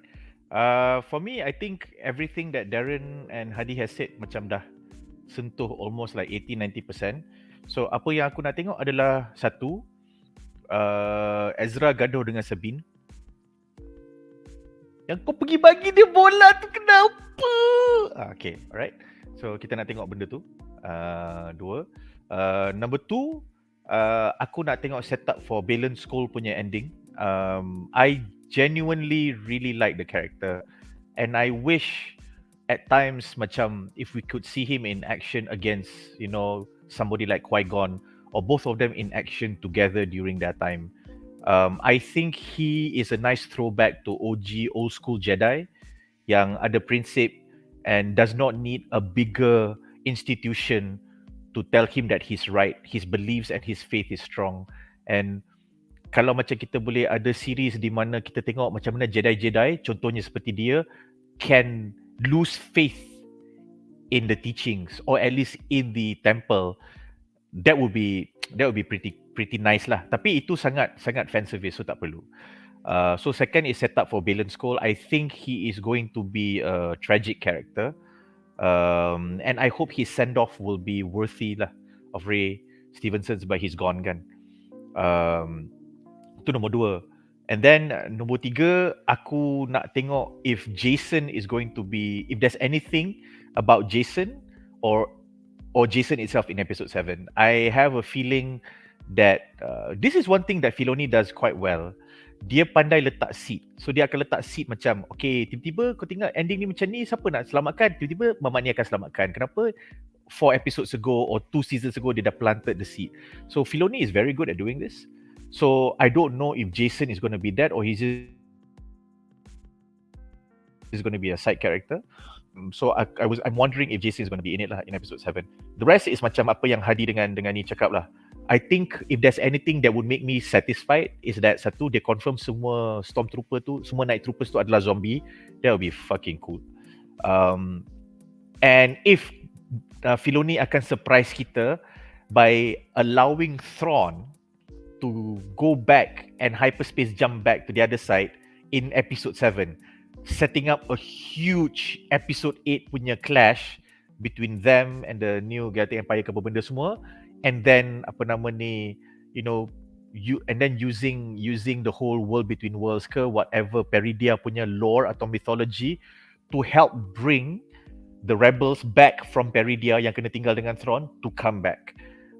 One thing about this yang aku suka is the fact that Filoni tak balik-balik ke world between worlds yet, and I think he is still saving something about world between worlds for whatever story beat or whatever plot as a plot device. Again, in any time in the last 2 episodes. So we may or may not see that in the last 2 episodes, tapi I hope we do lah. Sebab aku rasa macam tak habis puas. And we again sebab dia ada dah cakap a few lines in the series punya trailers yang kita nampak tak digunakan dalam episod 5. Meaning there will be a revisiting of Anakin Skywalker and Ahsoka ataupun World Between Worlds. So that's me lah. Alright. Yeah, silakan Darren. Anything you want to add? I forgot to add this point because I completely forgot about Thrawn. With only 2 episodes left, I'm hoping that the show will help to establish why he is such a threat especially to the new viewers. I believe he would be the main villain of the Filoni movie, but I hope that these two episodes will be a chance for people to know how menacing he really is. Because this is a character we've known for like 30 plus years already. We have a chance for everyone to know. Yeah. When Darren puts it that way, then I feel that we will have a hanging ending for Ahsoka season 1 because it will be resolved in the film. Then it makes sense. Yeah, I agree. Yeah, I think that's where they're going. In Filoni we trust.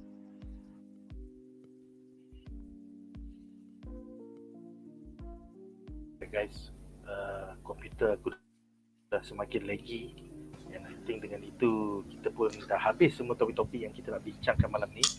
So terima kasih kepada semua para panelis kita, Hady Abdul Hamid daripada Facebook page Hady Abdul Hamid, Darren daripada Facebook page StarWars Malaysia Fan Club, dan juga Jamal Raslan, Kaki K-drama kita. Terima kasih juga kepada para penonton kita yang sudi menonton selama 2 jam 30 minit. Thank you. Kita buat ni untuk korang dan aku happy yang korang rajin menonton. Aku rasa that's it for this week. Jumpa minggu depan di mana kita akan bincangkan lagi banyak benda. Maybe hari Isnin ada sesi dengan Duan dan juga Munif, dan hari Khamis seperti biasa kita akan bincangkan Star Wars Ahsoka episode 7. So itu saja untuk minggu ini. majulah fandom untuk negara. Bye guys.